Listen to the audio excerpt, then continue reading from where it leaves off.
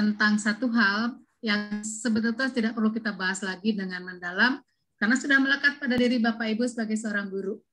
Ya. Tapi karena diberikan temanya ke saya, sebentar ya.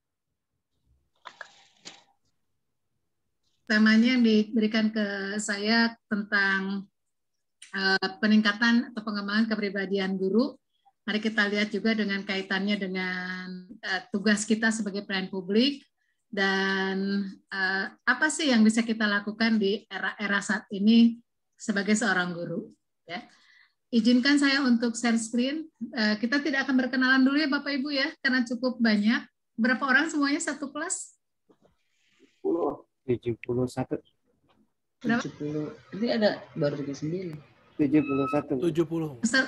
Pesertanya yang baru 70. masuk 39. Iya. Oh, banyak juga ya pesertanya ya. Peserta 70, yang baru masuk 39. 39. Yang lainnya sedang sholat barangkali ya. Iya, betul.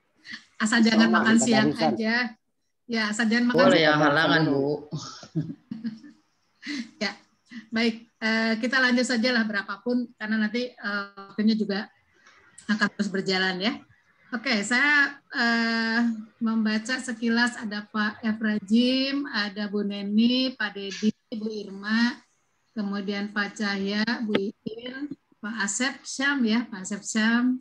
Bapak di sekolah ya Pak Asep ya? Betul, saya di sekolah Bu. Saya setting belakangnya kelihatan Pak kalau sekarang. Betul, saya di sekolah. SMK mana Pak? SMK mana Pak Syam? SMK Negeri 1 Cipongkor, Kabupaten Bandung Barat. Bandung Barat. Oke. Ada Pak Rio, ada Pak Mulyo. Dari SMK Negeri Cipongkor, Kabupaten Bandung Barat.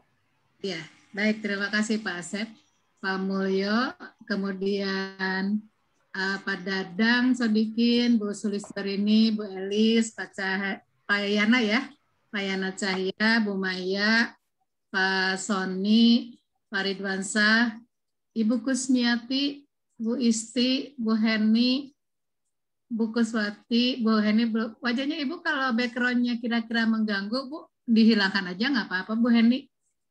Jadi wajah Bu Heninya nggak kelihatan. Ya, Pak Januar, kemudian yang lain-lainnya juga ya, yang belum muncul dan yang sudah muncul. Baik Bapak Ibu, kita akan segera mulai. Izinkan saya share screen ya. Apa yang akan kita bahas hari ini? Saya akan mulai dari atas dulu. Sesuai dengan tema yang diberikan ke saya hari ini, kita akan coba bicara tentang pengembangan kepribadian guru dalam pelayanan publik, khususnya di bidang pendidikan.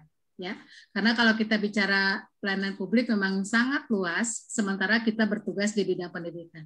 Kenapa saya katakan kita ya, tidak Bapak Ibu? Saya seorang pendidikan, Pak Asep, Bu Iin, seorang pendidikan. Saya lama di Disdik provinsi, ya. Pernah pengalaman juga menjadi guru SMP dan SMA, yang kemudian beralih profesi sejak tahun 2000 berapa? Saya gurunya lagi apa ya Pak ya? Lagi mahasiswa sebetulnya. Penasaran pengen ngajar gitu. Kemudian ini tentang diri saya Bapak Ibu ya. Jadi saya singkat saja. Nama saya Turwelis, kemudian lahir di Bandung tahun 64. Jadi sudah berapa tahun yang lalu ya? Sudah 57 lebih lah. Sekarang saya sudah masuk ke 58 ya. Kemudian saya menjadi Widya Suara di BPSDM Provinsi Jawa Barat sejak tahun 2007 menjadi Widya Suara. Jadi sekarang sudah tahun ke 14 ya, barangkali 14. Kemudian sekarang masih di posisi 4C. Mohon doanya, saya lagi berjuang untuk masuk ke Widya Suara Utama, masuk ke 4D. Tinggal satu langkah lagi, tinggal orasi ilmiah. Pendidikan yang saya tempuh, itu yang pertama di UNPAD, Sastra Perancis, kemudian di UPI, Advent. Nah, kenapa saya bilang pendidikan, seorang pendidikan? Karena memang saya cintai pendidikan, Ibu Bapak ya. Kemudian S2-nya saya ambil di UNPAD dengan beasiswa dari Bank Dunia. penasaran Pak, karena nggak boleh memilih pendidikan, saya ambil lagi S2 di Unimus. Dan saat ini menyelesaikan disertasi untuk menyelesaikan ya saya di S3 untuk mendapatkan gelar doktornya. Kembali ke pendidikan. Ya. Ayah ibu saya seorang guru, Bapak Ibu. Saya lahir dari seorang guru. Ibu saya guru yang sangat luar biasa di mata kami anak-anaknya. Dan saya adalah muridnya sekaligus. Jadi ibu saya itu guru dan murid saya, guru saya dan guru saya dan saya gitu ya. Ibu saya tuh. Ibu saya. Kemudian tinggal di Bandung dan ini nomor handphone, silakan kalau mau dicatat. Nah mungkin kebersamaan kita tidak lama ya, tapi mudah-mudahan ini menjadi awal tali silaturahmi. Itu yang terpenting bagi seorang guru sebetulnya ketika mengajar.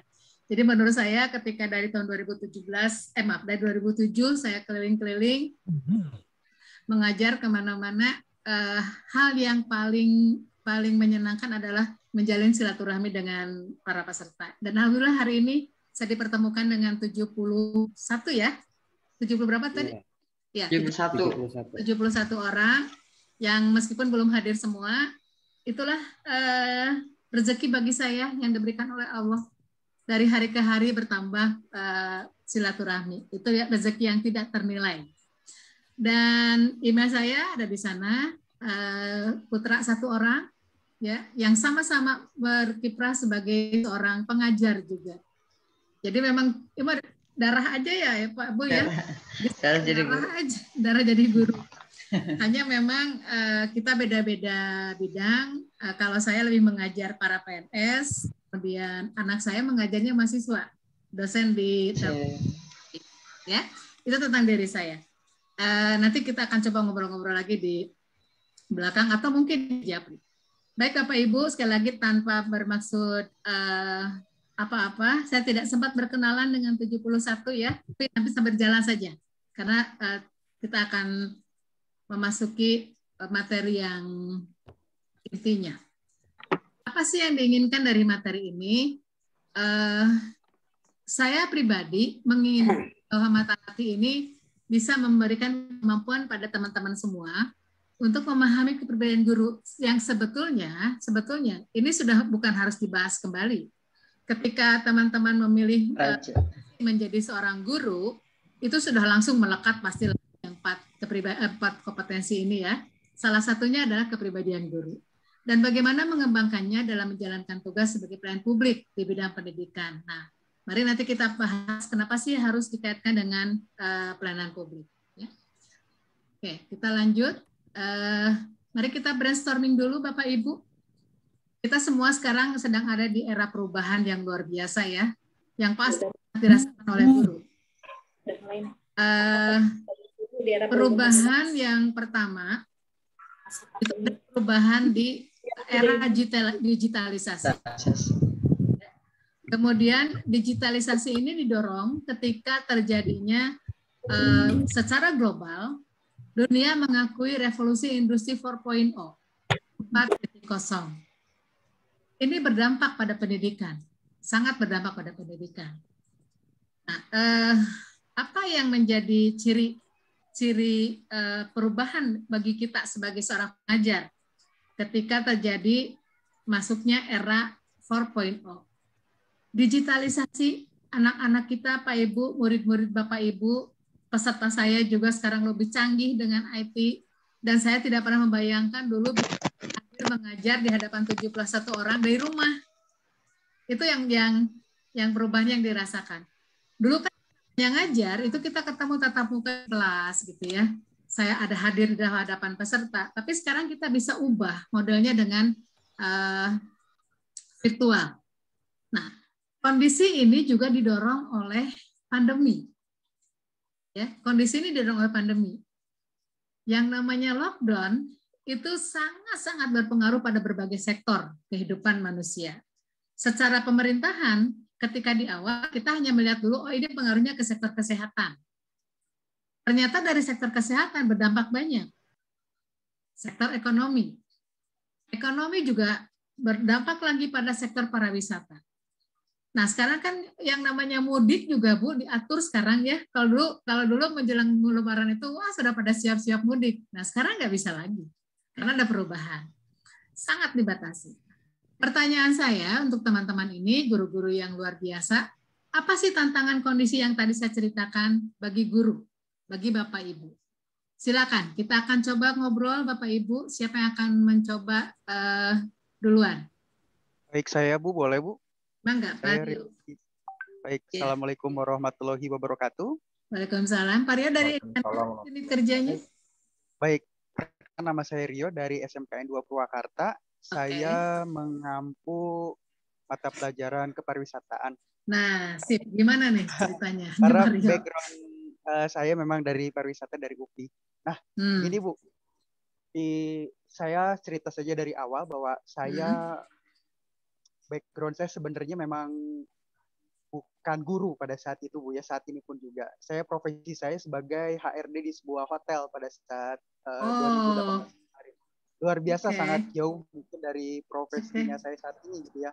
Nah, menurut saya untuk saat ini karena saya mencoba untuk kolaborasi dari hasil pembelajaran yang ada di swasta, lalu saya bawa beratnya itu adalah dari ini Bu, apa ya? Yang paling berat itu saat ini karena sedang ada pandemi gitu ya, siswa-siswi memang sudah sangat sering begitu Bu ya untuk menggunakan yang namanya WhatsApp dan juga aplikasi gitu Bu ya. Nah, kesulitan kami, saya sebagai guru muda itu adalah kendalanya mengontrol siswa karena banyak saya sudah menyampaikan tugas, saya sudah memberikan ceramah, saya sudah mendatangi rumahnya gitu Bu ya.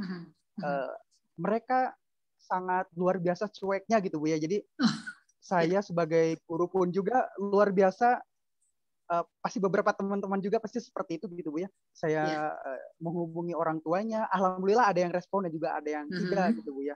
Tapi sebisa mungkin saya mencoba gitu Bu ya untuk menyampaikan materi dan lain sebagainya. Tapi alhamdulillah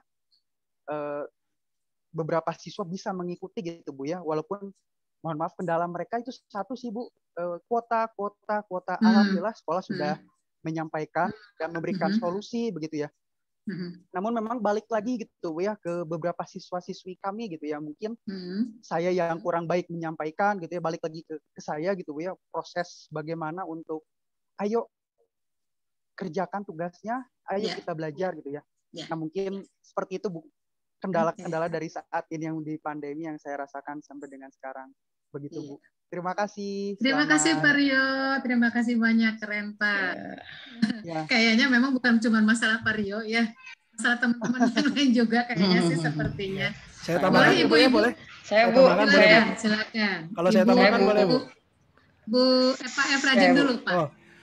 Setelah ini Bu In ya. Ya, kalau yang saya rasakan itu adalah capaian kompetensi Bu. Karena kan kalau SMK itu bagaimanapun juga ada prakteknya. Gitu. Jadi kalau untuk di guru-guru yang jurusan itu kesulitan. Contoh misalnya jasa boga.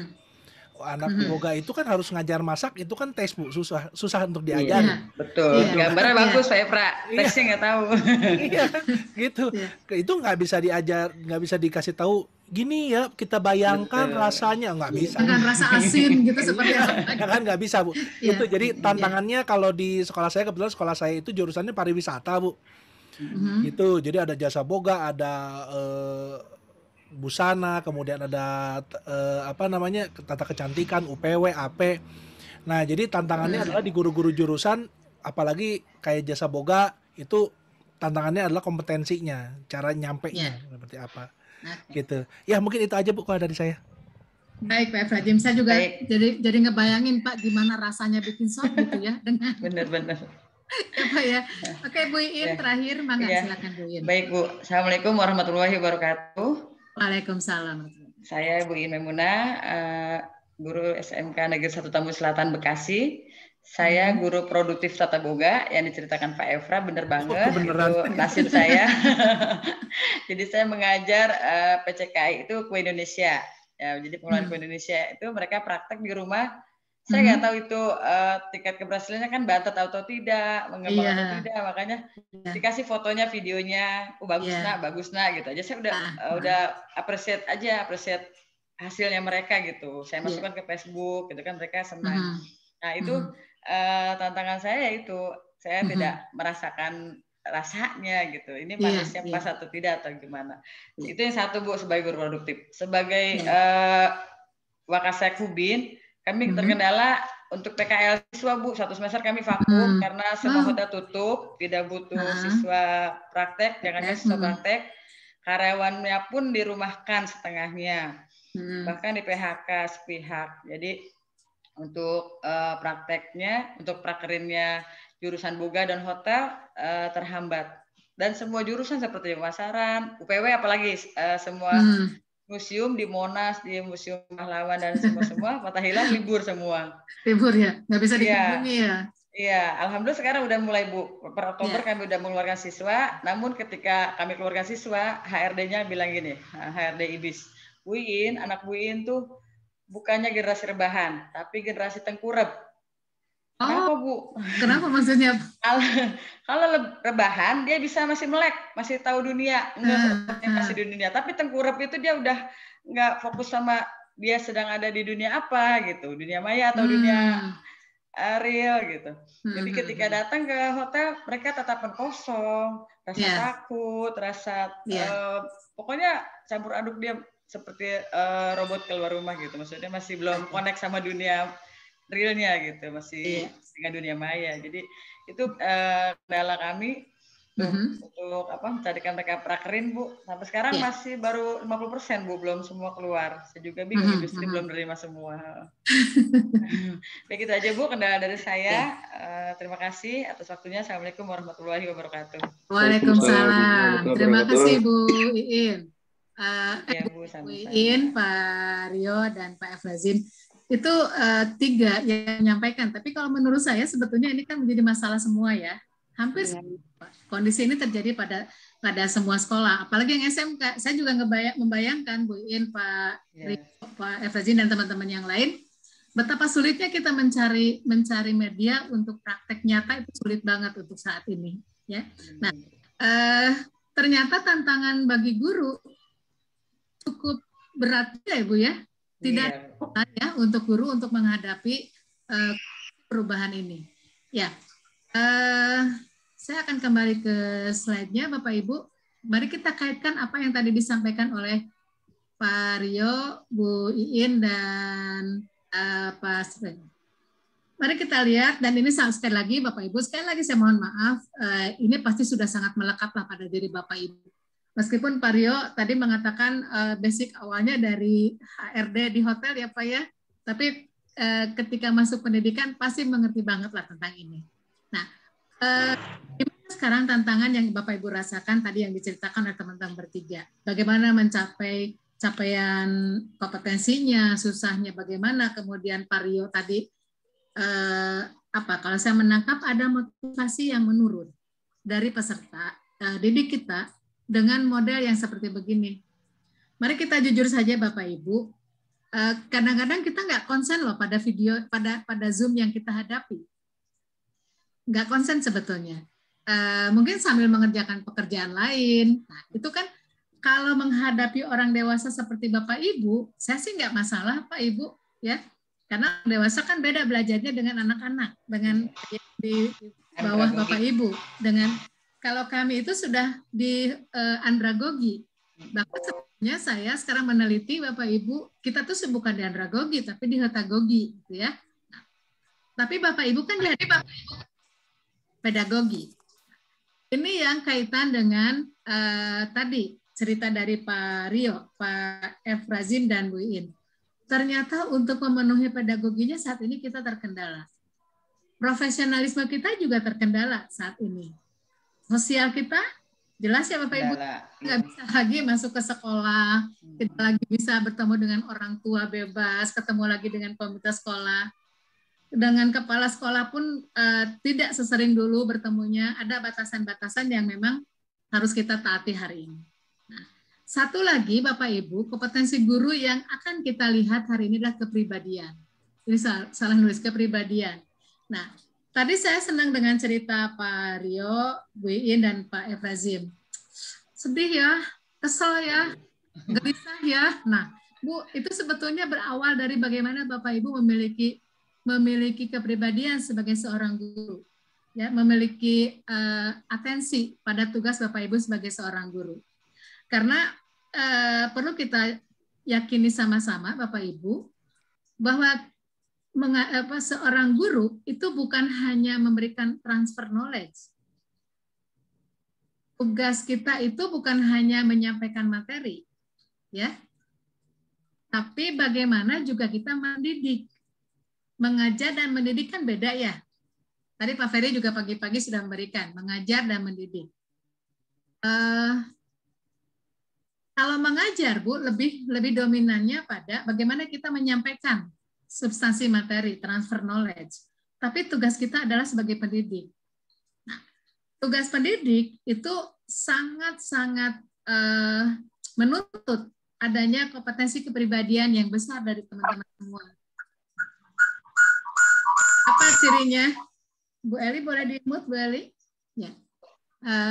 Apa cirinya, Bapak Ibu? Tadi dari cerita teman bertiga. Gimana rasanya ya saya nggak bisa mencapai capaian kompetensi? Ada kegelisahan, ada kegundahan yang dialami oleh teman-teman semua. Ini muncul karena Bapak Ibu sudah sangat meyakini saya harus melakukan sesuatu. Saya harus menjadikan anak didik saya menjadi seseorang yang punya sesuatu. Itu kompetensi kepribadian. Ini tentang kepribadiannya ya Bapak Ibu ya. Sekali lagi saya tidak akan banyak cerita di situ lah ya. Karena Bapak Ibu sudah sangat memahami. Ini saya kutip, mudah-mudahan tidak salah. Saya sudah lama meninggalkan dunia guru, mudah-mudahan tidak salah ya. Indikator dari kompetensi kepribadian adalah bertindak sesuai dengan norma, agama, hukum, sosial, dan kebudayaan. Betul ya Bapak Ibu ya? Ini masih harus kita junjung sebagai seorang guru. Menampilkan diri sebagai pribadi yang jujur, berakhlak mulia, dan teladan bagi peserta didik dan masyarakat. Kemudian menampilkan diri sebagai pribadi yang mantap, stabil, dewasa, arif, dan berwibawa.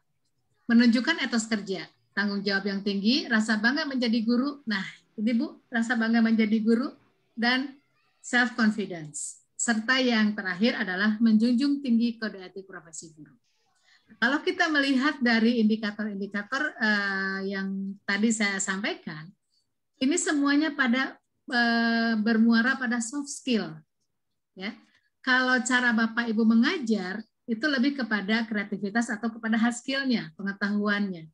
Tapi dengan ini, bagaimana kita bertindak sesuai dengan norma, bagaimana menjadi pribadi yang jujur, bagaimana kita mampu menampilkan sebagai pribadi yang stabil, dewasa, menunjukkan etos kerja yang tinggi, serta menjunjung tinggi. Ini adalah soft skill-nya. Ada nggak seorang guru yang tidak bersikap dewasa? Masih ada, Bu. Karena dewasa dengan, apa ya istilahnya, dewasa itu tidak selalu diukur dengan umur biologis. Ya. Jadi manusia itu punya dua usia, ada usia biologis, ada usia psikologis. Nah, kalau usia biologis, Bu, itu kita tinggal gampang menghitung usia kita. Sejak lahir. Sejak lahir. Ya. Kalau tadi saya menyampaikan saya lahir tahun 64 loh, maka usia biologis saya berapa? Kan tinggal dengan angka. Tapi usia psikologis tidak selalu seiring, Bapak Ibu. Ya. Usia psikologis itu tidak selalu seiring dengan usia biologis. Artinya begini, ada orang yang misalkan sudah usianya 50, tapi kelakuannya itu masih 25. Kelakuannya masih sama dengan usia 17. Bobolonen, Bu. Iya, bobolonen bahasa Sunda. Oh, apa nama Pak? Non, Pak. Bobolonin. Bobolon, ya. Ya. Bobolonen. Oh, bobolonen. Bobolonen. Jadi kan harusnya apa itu bobolonen, Pak? Masa bobolonen itu tua merasa muda. Tadi sudah usianya sudah usia tua, tapi perilakunya, perbuatannya seperti anak-anak. Namanya bobolonen. Bobolonen ya, Pak ya. Ya, oke. Bukan childish ya, Bu, beda childish. Ya, kalau di Inggris kan childish lah, Bu ya. Childish itu lebih ke sikap kan ya. Iya, betul. Nah, ini bisa disikap, bisa diperilaku kalau bagus itu. Ketika dia childish kekanak-kanakan. Iya. Nah, Ibu kan seharusnya gini loh. ketika seseorang ada di usia 40, itu kan usia masuk ke matang, ya. Tapi kelakuannya masih seperti usia 25, itu yang tadi saya katakan, sering antara usia biologis tidak sesuai dengan usia psikologis. Bagi seorang guru, tentu ini sangat penting, Pak Rio.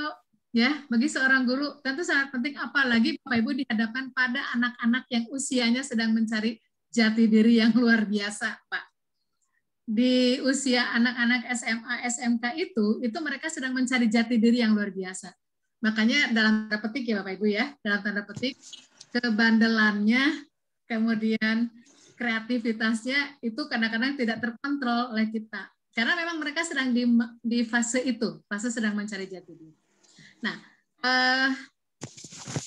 ini sangat penting juga bagi seorang guru memahami bagaimana sih usia psikologis kita. Usia 40, apa yang harus kita lakukan?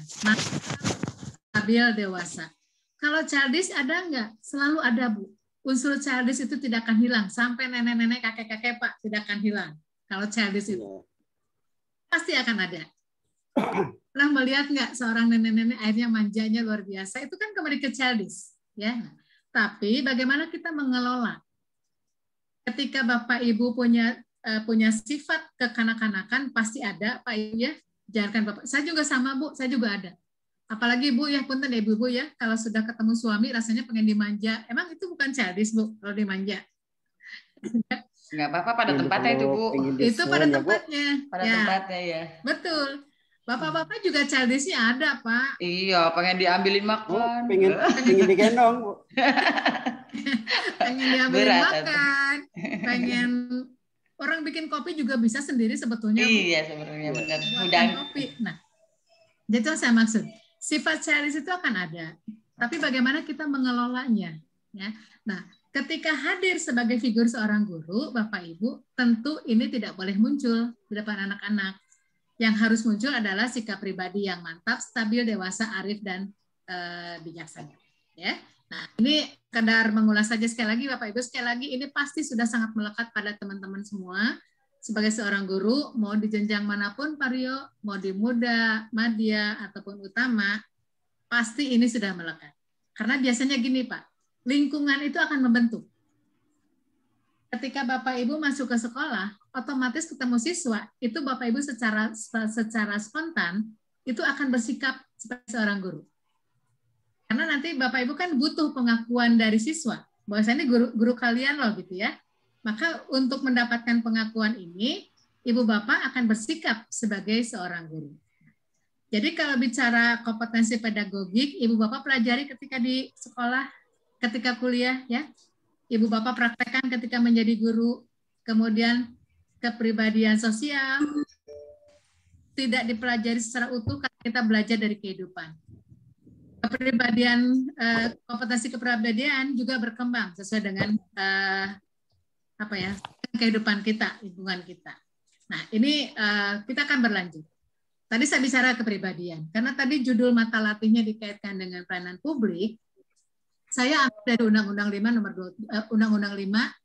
tahun 2009 tentang pelayanan publik, ada di pasal 5. Nah, jadi di Undang-Undang nomor 25 secara jelas, Bu, eksplisit sekali di undang-undang tersebut dikatakan bahwa ruang lingkup pelayanan publik itu ada 3. Ada pelayanan barang, ada pelayanan jasa, dan pelayanan administratif. Ya, saya beri tanda di mana posisi kita sebagai seorang pengajar. Ibu Bapak, jika dikaitkan dengan Undang-Undang 25, Bapak Ibu ada di dalam ranah memberikan pelayanan jasa publik. Ada kata publik ya Bapak Ibu ya, saya tidak kutip di sini. Apa artinya publik? Di dalam Undang-Undang 25 dikatakan begini, yang dimaksud dengan publik itu adalah ketika pelaksanaan atau penyelenggaraan layanan itu dibiayai oleh negara. Ibu Bapak adalah guru sekolah negeri. Artinya kan proses penyelenggaraan pelayanannya itu dibiayai oleh negara. Sehingga sangat pas ketika dikatakan Bapak Ibu adalah seorang pelayan publik. Sama dengan saya, sama dengan teman-teman di BPSDM yang lain. Nah, hanya jenis pelayanan yang kita berikan beda. Kalau kita sama, barangkali Bapak Ibu ya, saya dengan teman-teman ini sama. Kita memberikan pembelajaran. Itu jasanya. Dokter beda lagi bentuk jasanya. Apoteker beda lagi bentuk jasanya. Kemudian arsiparis beda lagi bentuk jasanya. Tapi yang jelas Ibu Bapak dan saya itu adalah sebagai seorang pelayan publik. Nah, ini yang harus kita resapi, harus kita pahami Bapak Ibu, bahwa kami adalah pelayan. Saya adalah pelayan. Saya punya tuan, saya punya majikan. Mari kita lihat, siapa majikan saya hari ini?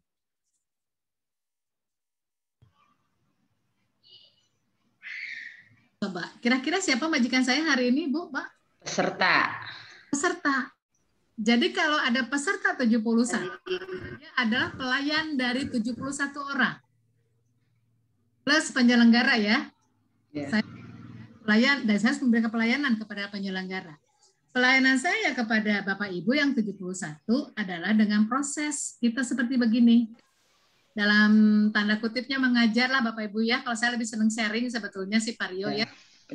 Saya tuh dengan teman dewasa tuh enggak, kalau disuruh mengajar sama Bu Rina, kadang-kadang, Bu Rina nggak usah ngajar deh, saya mah sama diskusi aja dengan teman-teman. Iya, sharing ya Bu. Penyamaan persepsi ya. Penyamaan persepsi kita kan Bapak Ibu juga. Bapak Ibu juga bukan gelas kosong. Ibu Bapak itu saya andaikan sebagai sebuah gelas yang sudah penuh. Tapi harus mengosong Bu hari ini. Siapa mengosongkan? Gelas yang penuh Bu, penuh dengan tacit knowledge. Nah, penuh dengan tacit knowledge, penuh dengan explicit knowledge. Apa disebut tacit knowledge? Saya mungkin pengalaman jadi gurunya sudah berapa puluh tahun yang lalu, Bu In, saya sudah lupa. Ya. Meskipun kemarin di angkatan 5 di kelas kepala sekolah, ternyata ada teman ngajar saya, Bu. Oh, salah. Dengan saya gitu ya. Nah, tapi Bapak Ibu tacit knowledge-nya lebih kaya dari saya. Ketika saya bicara, ini ya kondisi sekolah. Saya hanya membayangkan, tapi Bapak Ibu... Saya merasakan langsung. Ya, jadi tacit knowledge itu Bapak Ibu ada sesuatu yang sangat dirasakan. Jadi kalau saya mengajarkan, beginilah ya sekolah macam-macam, kalah Bu saya Bu, kata Ibu In, Bu tahu apa, saya yang di sekolah. Ya. Explicit knowledge adalah pengetahuan yang bisa diekspresikan. Tadi Pak Efrazim, luar biasa Pak. Bapak kan nggak dapat tacit knowledge-nya. Praktek dengan video itu nggak dapat tacit knowledge-nya ya Pak ya? Nggak dapat Bu tacit knowledge-nya. Jadi kalau Ibu misalkan mengajarkan tata boga langsung di depan anak-anak, ada tacit knowledge yang diterima. Oh ternyata mengajarkan anak praktek seperti begini, gitu ya. Sekarang Ibu virtual. Ya bagus, ya bagus tanpa masuk mereka, gitu. Nah itu Bu. Jadi memang ada tacit, ada explicit knowledge. Nah, ini yang kita coba gali. Nah, peran saya sebagai seorang pelayan di hadapan 71. Dan Bapak Ibu memegang peran sebagai pelayan di hadapan siswa Bapak Ibu. Kalau Ibu Bapak punya 30 siswa dalam satu kelas, maka 30 adalah majikan. Ya. Itu baru satu kelas. Kalau kelasnya ada 10, berarti 30 kali 10. Itu kita. Nah, saya sering kali bercanda gini, Bu Laila ya.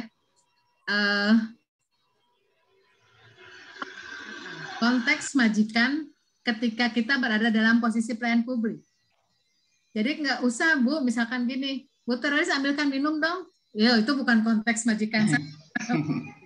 Tapi saya wajib memberikan kepuasan kepada Bapak Ibu ketika saya melaksanakan tugas untuk memberikan materi. Nah, itu konteks pelayanan publik ya. Nah, kita akan lanjutkan Bu, ada beberapa hal lagi yang ingin saya bagikan pada Bapak Ibu. Oke, saya akan pindahkan dulu screen-nya. Nah, Ibu Bapak pernah melihat gambar ini tidak Bu? Sebentar ya. Saya akan share dulu.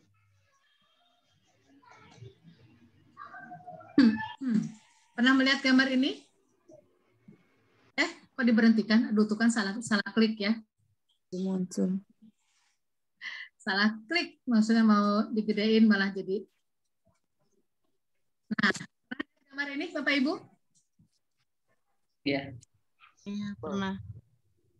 Belum. Glacier itu. Ini gunung es, Pak. Gunung es ya. Yes. Ini gunung es.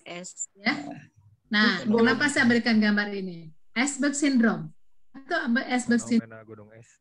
Fenomena gunung es, Pak. Bahwa kita ini, di dalam diri kita, Bapak Ibu, ada satu fenomena gunung es di dalam otak kita. Belum muncul, Bu. Belum muncul? Apanya, Bu, yang belum muncul? Belum ada, Bu. Gambarnya? Udah, Bu, udah muncul di sini. Udah mungkin ya? Jaringan kali, Bu, jaringan di tempat masing-masing. Jaringan, betul. Oh, oke.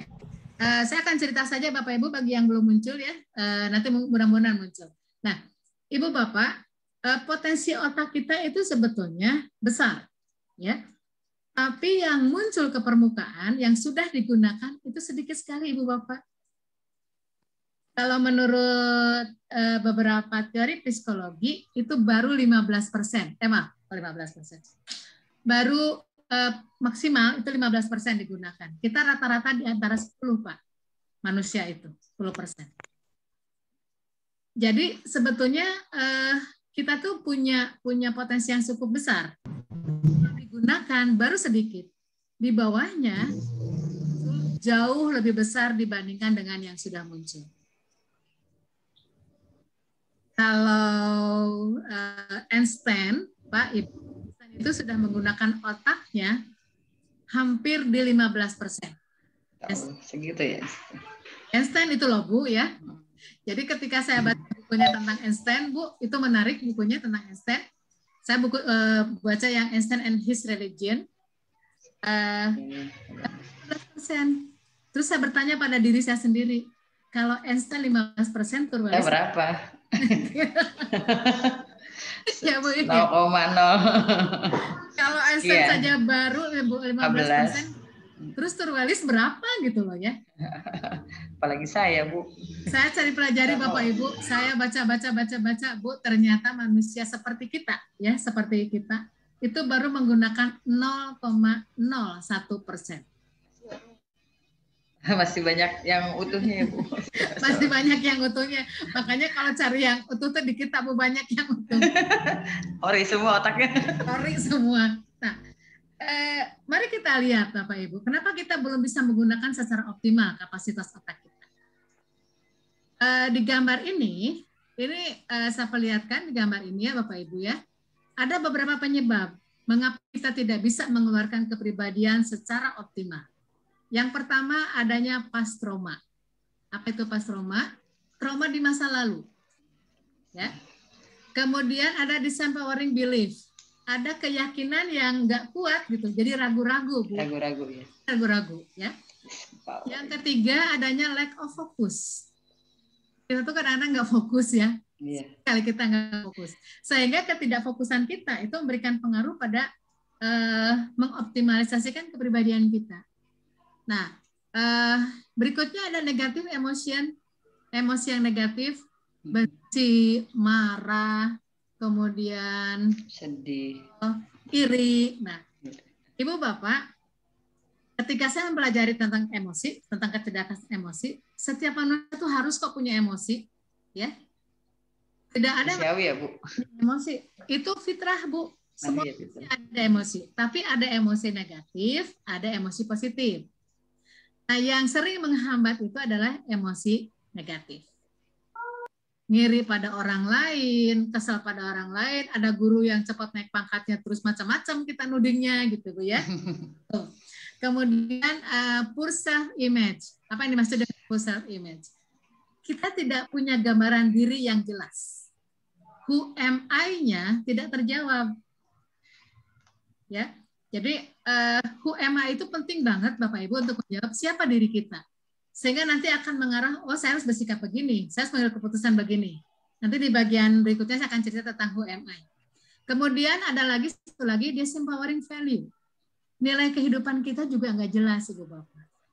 Ternyata inilah yang sering menghambat potensi kita untuk maju menjadi pribadi yang lebih baik.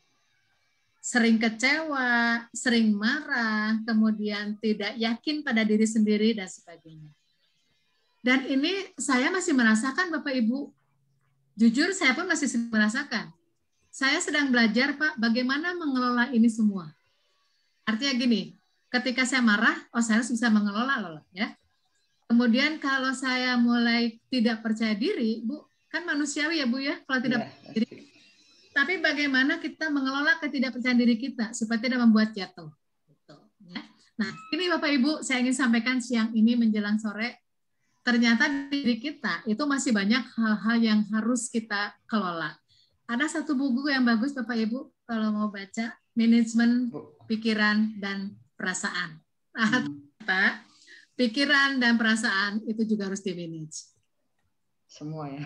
Semua, Bu. Jadi yang di-manage itu bukan cuma tugas sekolah, Bu, ya.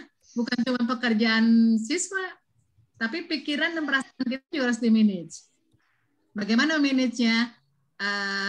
Biasanya saya butuh di sesi lain ya Bapak Ibu ya, karena waktunya sedikit, saya ambil yang penting-pentingnya saja dulu. Jadi ini yang harus kita kelola.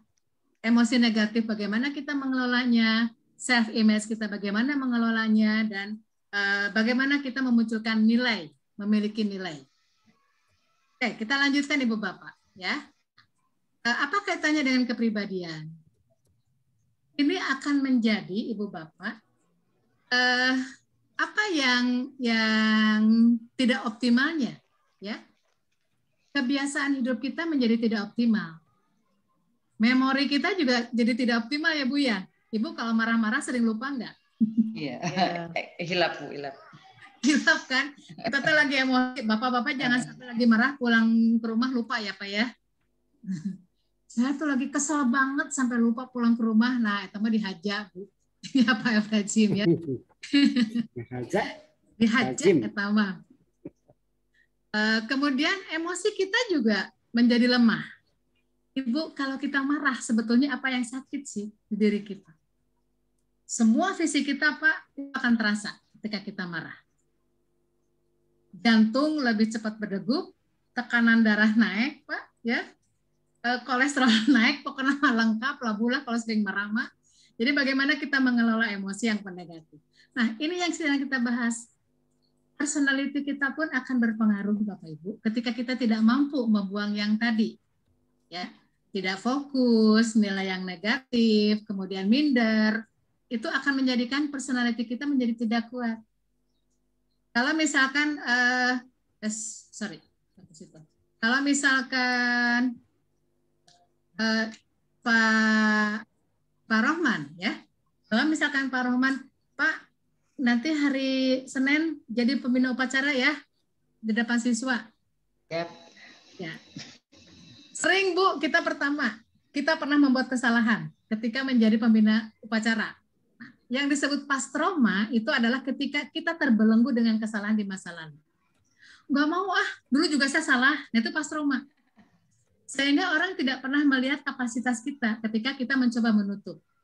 Tapi kalau Pak Rohman, saya dulu salah, maka saya harus perbaiki. Perbaiki, kemudian tampilkan, oh ternyata Pak Rohman adalah seorang personality yang punya kekuatan, ya. Jadi minder, Ibu coba tolong dihilangkan. Kita tidak sempurna, manusia nggak ada yang sempurna lah ya. Gitu. Tapi kita punya sesuatu yang bisa kita munculkan. Ya, saya sering bercanda gini loh Bu, Bapak ke teman-teman. Untungnya sekarang kita virtual ya, jadi Bapak Ibu nggak melihat badan saya. Bu, saya ini tidak terlalu tinggi badannya.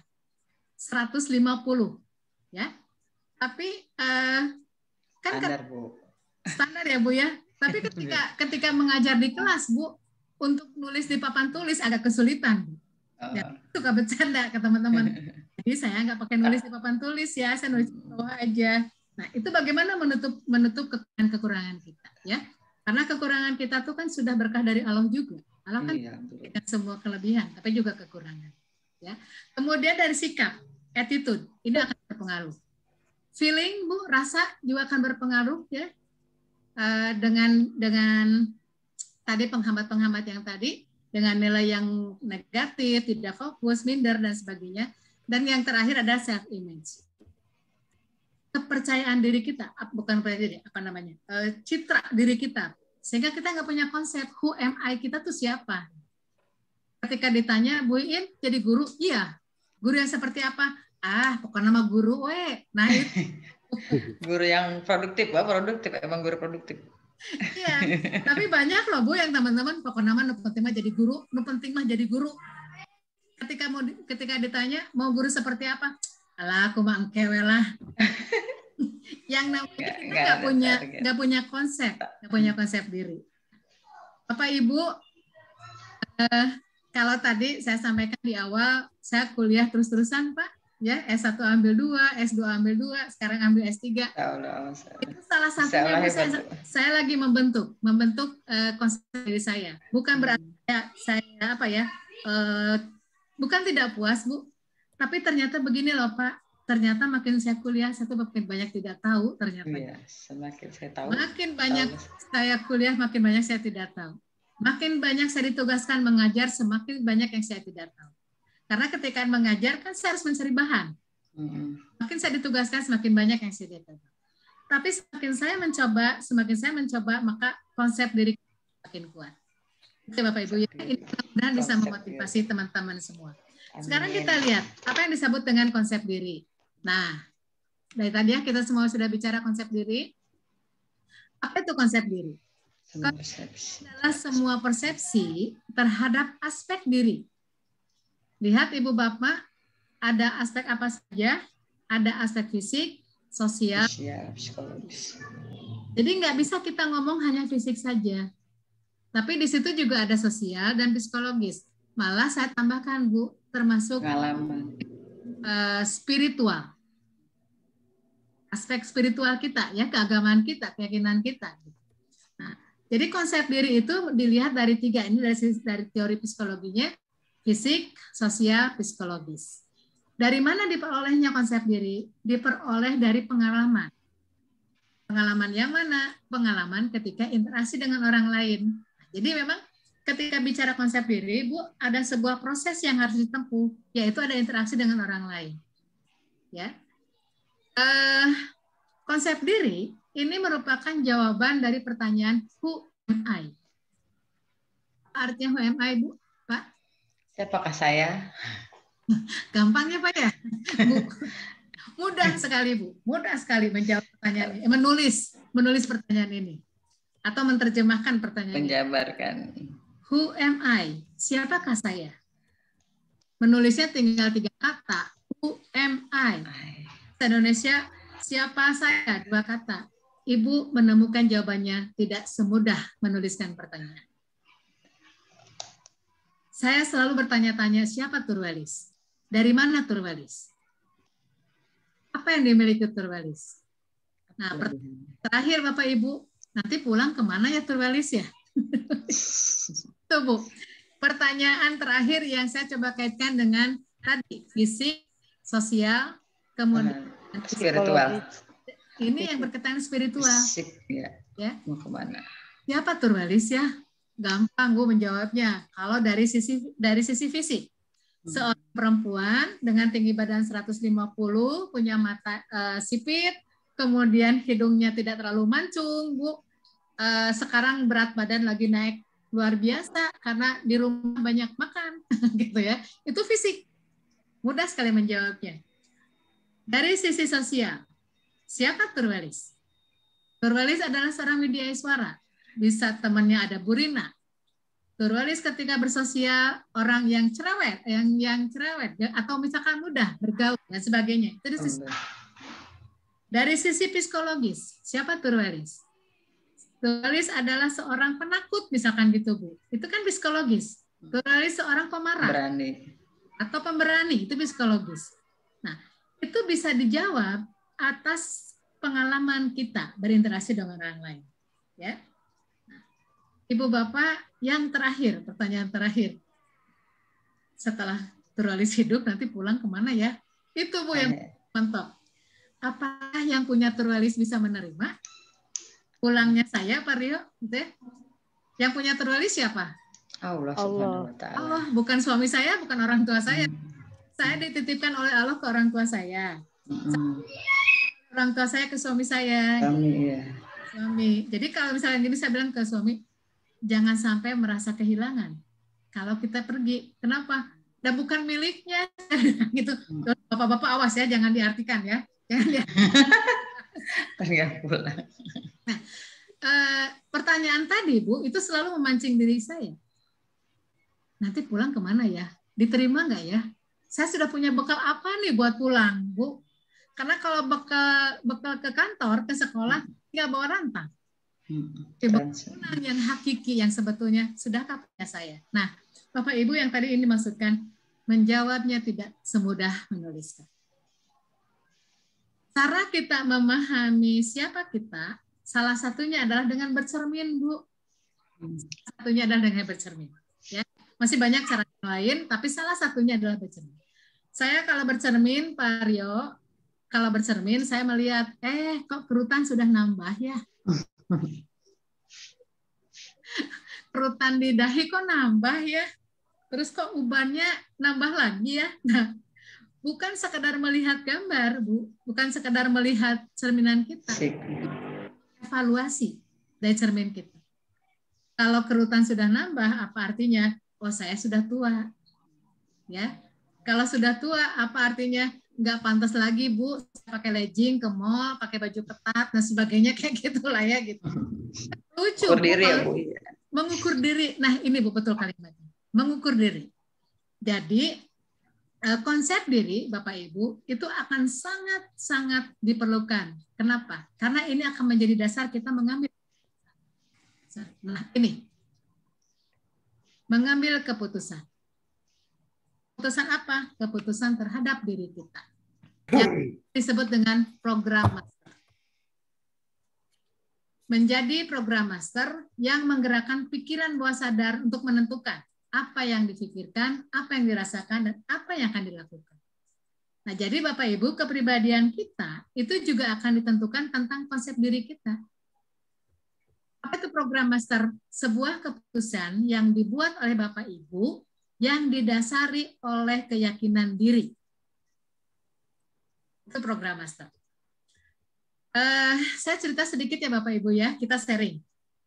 Saya dulu di jabatan struktural sama dengan Bu Rina, ya.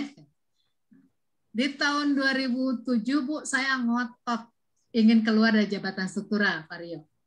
Saya pindah ke jabatan fungsional. Proses dan caranya itu sangat panjang. Untuk mendapatkan satu lembar kertas izin saja untuk melepaskan jabatan struktural, pada saat itu susah banget, Bu. Ya. Sampai saya dipanggil oleh asisten gubernur, Bu Turwelis, kenapa ingin lepas dari jabatan struktural? Ada masalah? Saya bilang enggak. Saya nggak ada masalah, Pak. Dengan siapapun saya nggak ada masalah.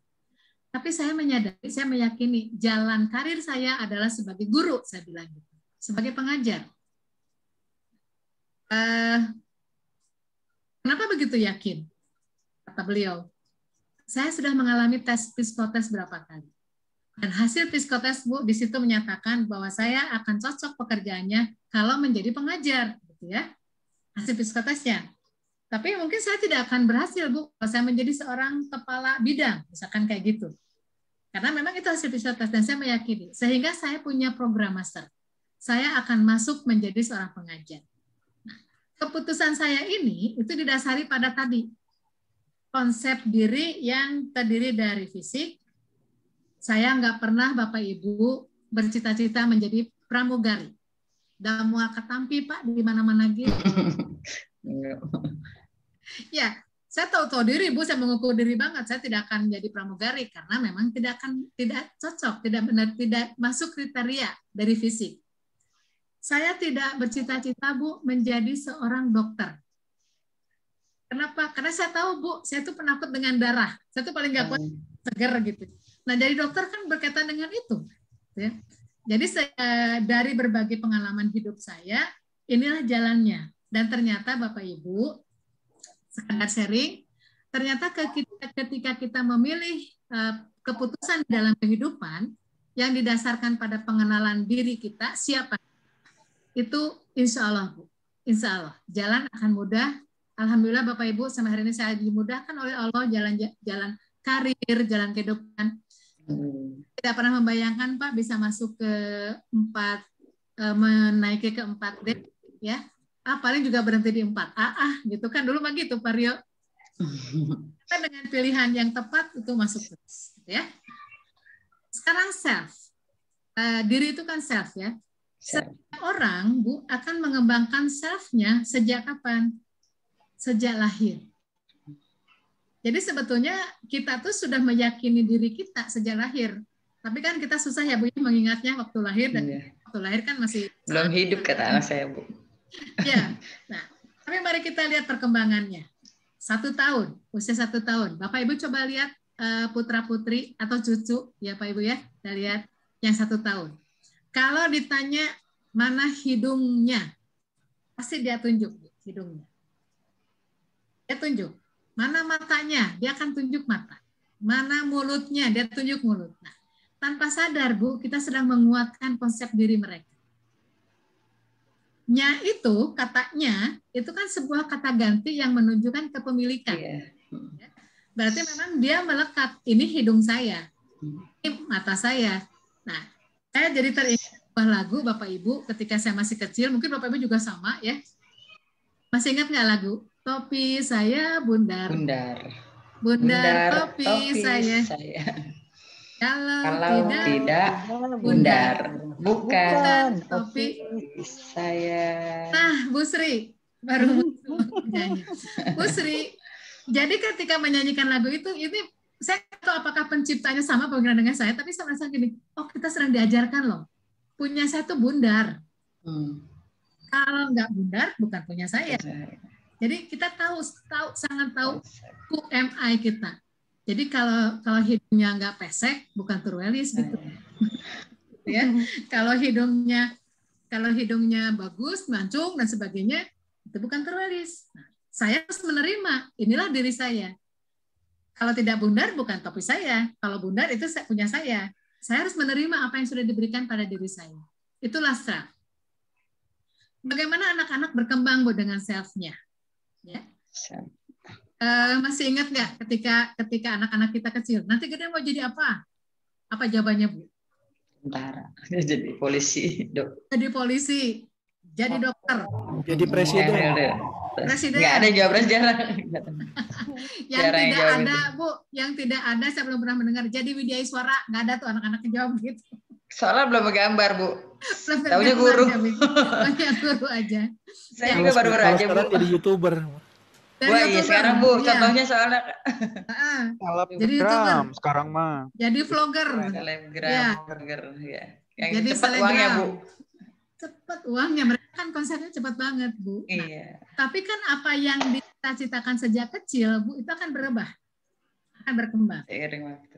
Ya, seiring waktu yang tadinya cita-cita pengen jadi dokter, makin di sini makin ngerti, oh ternyata dokter begini. Mungkin dia berubah. Saya pun rasanya cita-cita kecil nggak jadi Widyaiswara, Bu. Gitu ya. Nah, itu setiap manusia self-nya akan berkembang. Dan mulai lahir sampai kita dewasa, Bu. Bahkan hari ini pun self kita sedang berkembang. Memang tidak bisa dikonstruksikan seperti eksak ya, Pak ya. Self itu nggak bisa dikonstruksikan. Tapi ini sangat kita rasakan. Yang tadi, Pak, salah satunya Ibu, ketika saya bercermin, oh ternyata di dahi saya sudah tambah di 1 guratan. Artinya usia saya sudah nambah lagi. Gigi saya sudah mulai berkurang, Bu. Kalau dulu rasanya keren banget tuh dengan gigi yang lengkap. Sekarang makan daging pun sudah bertel-telot gitu, Bapak Ibu. Nah, itu kan sebuah pemaknaan terhadap self. Saya melihat sengaja, Bu, di kamar saya foto anak saya ketika masih kecil saya pasang. Anak saya makin ke sini makin gede ya. Kita makin tua. Ya. Jadi kan ketika saya menyadari anak saya semakin dewasa, jangan kita menyamakan standarnya dengan anak kita usianya, Bu. Kalau anak saya semakin dewasa, berarti saya lebih dari dewasa gitu ya. Masuk ke tua. Itu, Bapak Ibu ya, itu tentang self. Nah, kita kembali, Bu, kita akan lanjutkan. Sebentar. Ya. Nah, apa yang menjadi komponen dari konsep diri? Bisa terlihat di tayangan, Ibu Bapak, komponen? Iya, bisa, Bu. Yang pertama adalah self ideal. Yang kedua self image, citra diri. Yang ketiga self esteem. Apa itu self ideal? Nah, ini Bu, self ideal. Idola diri. Kalau saya ngajar di Lasar, Bu, senang dengan ini. Wow, mereka idolanya masih apa ya, masih para CPNS itu kan masih idealisme masih tinggi. Saya tanya, siapa idolanya? Inul. Kenapa Bu Inul? Emang suka nyanyi? Enggak, Bu. Emang suka joget? Enggak, Bu. Terus apa yang diambil dari Inul? Enggak tahu juga, Bu. Nah, tolong Bapak Ibu, tolong bedakan antara idola dengan favorit. Seneng aja sama Inul. Dia seneng-seneng aja apa sama Inul, tapi belum tentu idola. Karena idola itu harus ada sesuatu dari orang yang kita idolakan dijadikan bagian dari diri kita. Contoh gini, kalau kita mengidolakan ayah, ya Bu ya, kita lihat figur ayah itu seperti apa. Misalkan orangnya sabar, telaten, kemudian pekerja keras. Nah, ada satu yang diambil oleh kita. Saya ingin seperti ayah saya di bagian telatennya. Karena yang jadi acuannya adalah ayah. Jadi gambaran dari sosok yang sangat diinginkan untuk menjadi seperti itu. Satu pengen banget seperti ayah saya, satu pengen banget seperti ibu saya. Nah, itu namanya idola, ya. Kalau misalkan bapak-bapak, Pak siapa ya? Saya coba Pak Dedi, misalkan nih, Pak Dedi Baidillah, ya. Pak Dedi senang main bola. Dia akan mencari tokoh di bola, Bu. Ya. Nanti ada bagian dari tokoh itu yang menjadi ciri khas Pak Dedi. Ih, Pak Dedi nendangnya kayak, siapa sih nggak kenal Pak dengan pemain bola? Bapak Pamungkas. Bapak Pamungkas, Ibu hebat, Ibu kenal. Pak Dedi nendangnya seperti Bambang Pamungkas. Nah, karena Pak Dedi mengidolakan Bambang Pamungkas. Ya? Itu self ideal. Kemudian yang kedua, image. Nah, Bapak Ibu, saya dapat gambar ini sebetulnya. Self image, citra diri. Kalau saya, Ibu Bapak, ketika bercermin, saya tidak pernah mengharapkan di dalam cermin menjadi Luna Maya. Bisa dipahami ya, Bu ya? Ketika saya nggak mau ada Luna Maya di hadapan saya, Bu. Meskipun cantiknya luar biasa, saya nggak mau. Karena itu bukan terlaris. Ya. Betul. Jadi ketika bercermin, itulah seutuhnya diri kita, Pak. Cermin itu. Saya pernah nggak Bapak Ibu dapat cermin yang ketika Ibu bercermin, Pak Rio bercermin, tiba-tiba yang muncul adalah Dwi Andika. Itu aplikasi Bu, ada aplikasi sekarang Bu. Sekarang mah banyak Bu. Aplikasi. Iya. Tapi kalau di cermin yang sesungguhnya Pak Bu, saya malah takut Bu kalau cerminnya kayak gitu. Kalau saya bercermin tiba-tiba yang muncul Luna Maya, saya malah takut gitu ya. Nah, artinya ketika kita bercermin itulah gambaran dari diri kita. Saya ada tai lalat di sini ya Bu ya, ada tai lalat di sini. Percis bersama di cermin.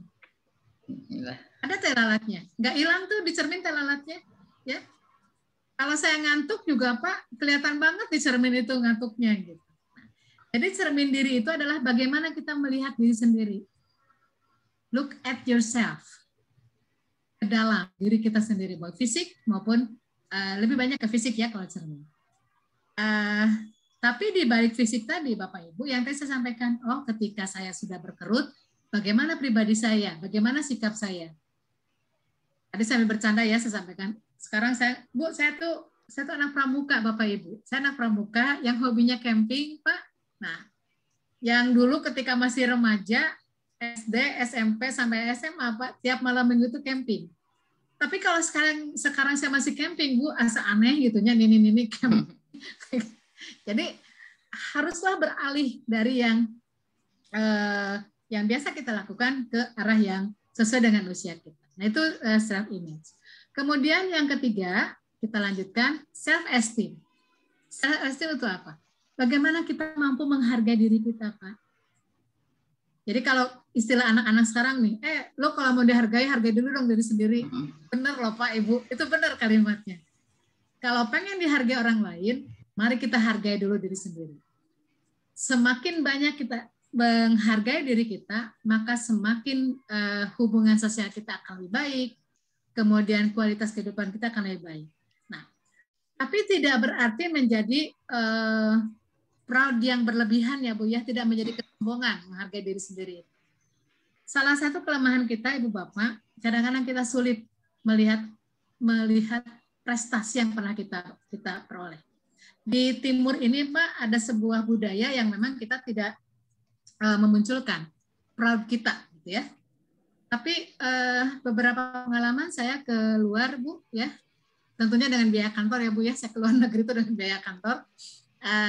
Ketika di Australia mereka berani kok proudnya keluar, dia bilang gitu. Nah justru ketika kita ngomong sepertinya kalau saya, nah itu Bu, ada satu tekanan yang agak meragukan pada diri kita, mereka bilang nggak boleh, kita nggak boleh ragu dengan diri kita. Tapi sekali lagi ada batasnya, tidak berarti kita harus menjadi sombong. Nah, yang dimaksud dengan harga diri adalah pandangan tentang apa, mengapa, dan bagaimana diri kita. Ini yang menjawab MI. Apa? Mari kita kaitkan dengan profesi. Saya ini guru. Guru itu, tadi yang di awal kita sudah bicara banyak. Apa fungsi guru, bagaimana tugas guru. Mengapa saya jadi guru? Tadi Pak Rio, bagus sekali Pak di awal.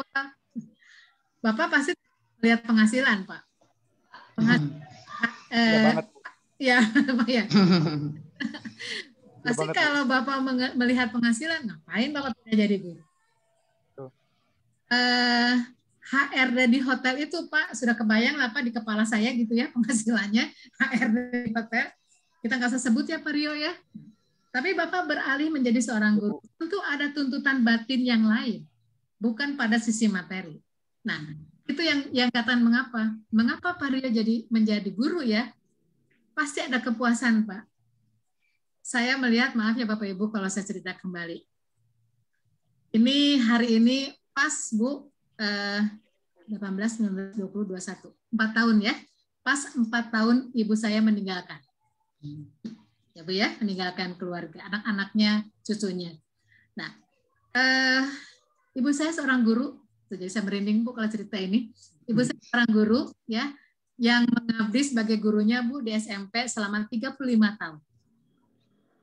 Beliau pensiun di tahun 92 ya, karena ayah pensiun. Kalau ayah pendidikan tapi tidak menempuh menjadi guru, tapi di Sukura, di Kanwil Dikbud kalau dulu ya Bu ya. Pasti kenal lah Jalan Riau, Jalan Riau dan di Jalan Rajiman. 92 beliau pensiun dari gurunya Bapak Ibu. Saya ambil singkat ceritanya saja ya, bagaimana seorang guru bisa menanamkan nilai-nilai yang sangat luar biasa pada muridnya. Ibu saya guru bahasa Sunda dan terakhirnya guru bahasa Indonesia di SMP 10 Bandung, Jalan Dewi Sartika. Nah, sejak pensiun beliau aktifnya ya di pengajian. Gimana ibu pensiunnya Pak ya, pengajian dan nemenin cucu, terutama anak saya nih. Anak saya tuh kayak mama kedua gitu ibu saya tuh, karena memang sering ditinggal oleh mamahnya. Di tahun 2017 ibu saya mengalami saya jadi lupa, yang penyakit ketuaan itu Bu, Alzheimer. Ibu saya mengalami Alzheimer Bu, hampir 2 tahun ya. Jadi beliau sudah mulai banyak lupa tentang dirinya, hubungannya, bahkan juga anak-anaknya. Saya kebetulan anak perempuan yang paling dekat dengan beliau, yang harus menunggu beliau sampai ke akhirnya Bu. Nah, yang lucunya Ibu di masa tuanya itu yang muncul adalah mengajar Pak. Jadi kalau setiap hari saya panggilnya emak karena orang Sunda ya. Emak mereka mana? Mama rek ngajar itu karunya barudak cenah geus udah di bawah sadar ya Bu. Di bawah sadar. Sudah di alam bawah sadar. Karunya barudak cenah nungguan emak kudu ngajar. Terus kalau saya berangkat mau ngajar Bu, kan saya selalu pamit, "Mak, teteh angkatnya Mios bade ngaulang." Dia pengen ikut. Manggil yang ngajar deui. Itu di dalam kepalanya. Begitu beliau mencintai profesi sebagai guru. Nah, di tahun 2017, Bapak Ibu saya kebetulan mendapatkan tugas ke ke Australia pada saat itu, saya meninggalkan dengan berat, Pak, ibu saya yang kondisinya sangat melemah. Ya, jadi ketika akan berangkat, dia hanya bilang, "Atuh lami-lami teuing teh, mau pendak diserang emak," itu kalimat terakhir buat saya. Ternyata betul. Perjalanan ke Australia, baru 1 hari saya di Australia, terima informasi dari saudara-saudara di Bandung, ibu saya mulai hilang kesadaran. Jadi menurut istilah kedokteran, masuk ke dalam alam tidur, bukan koma. Bukan koma, tidak masuk koma. Tapi memang tidur yang dia sudah hilang kesadaran dalam posisi tidur gitu. Ini karena pengaruh otak yang semakin mengecil kalau dari dunia. Nah, Ibu, inti ceritanya seperti begini. Ketika ibu saya sudah memasuki masa yang tadi, alam tidur, kami semua sudah ikhlas. Apapun yang terjadi dengan ayah saya ikhlas. Saya hanya berdoa ke Allah, kalau izinkan saya untuk melihat terakhir sebelum beliau meninggalkan kami. Nah, tapi ada berita yang sangat menyentuh hati saya, Bu, tiap malam ketika di Australia. Kakak-kakak saya WA, ada saya WA, teh pengajian tahun ini alumni tahun 73.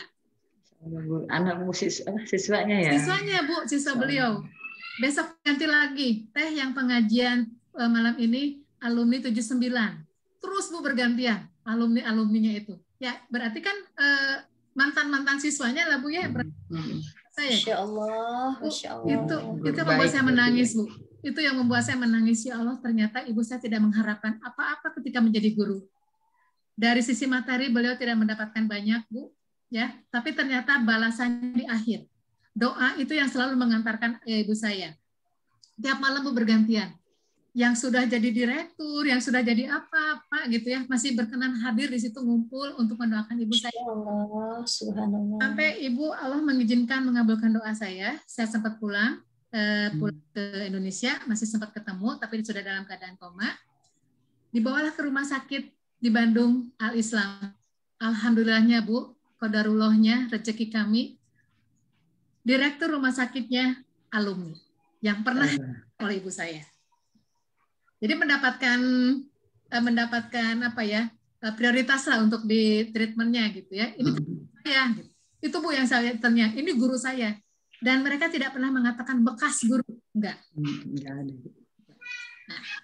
Nah, ya takdirnya, Bu, kami harus ditinggalkan oleh ibu tercinta. Setelah 2 hari di rumah sakit, saya menemani sampai, dan saya ikut memandikan di rumah sakit karena keluarga sepakat terus dibakan di rumah sakit. Qadarullah lagi, Bapak Ibu. Begitu saya masuk ke ruang pemulasaran, ke ruang untuk memandikan, itu ibu petugas yang memandikannya tiba-tiba berkata, "Bu, maaf, ini teh Ibu Wiwi ya?" Bu, kenapa? Ibu Wiwi yang guru SMS 10 kan? Iya. Kan saya sambil nangis ya, Pak ya. Iya, terus kenapa?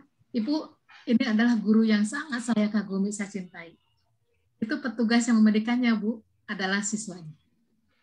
Sampai dia izin, "Bu, izin ya, saya memandikan guru saya sampai bersih." Betul-betul, Bu, bersih banget. Jadi dimandikan oleh siswanya. Momen terakhir adalah ketika turun ke liang lahat, Bu. Yang menerima kakak-kakak saya dan 1 orang siswanya.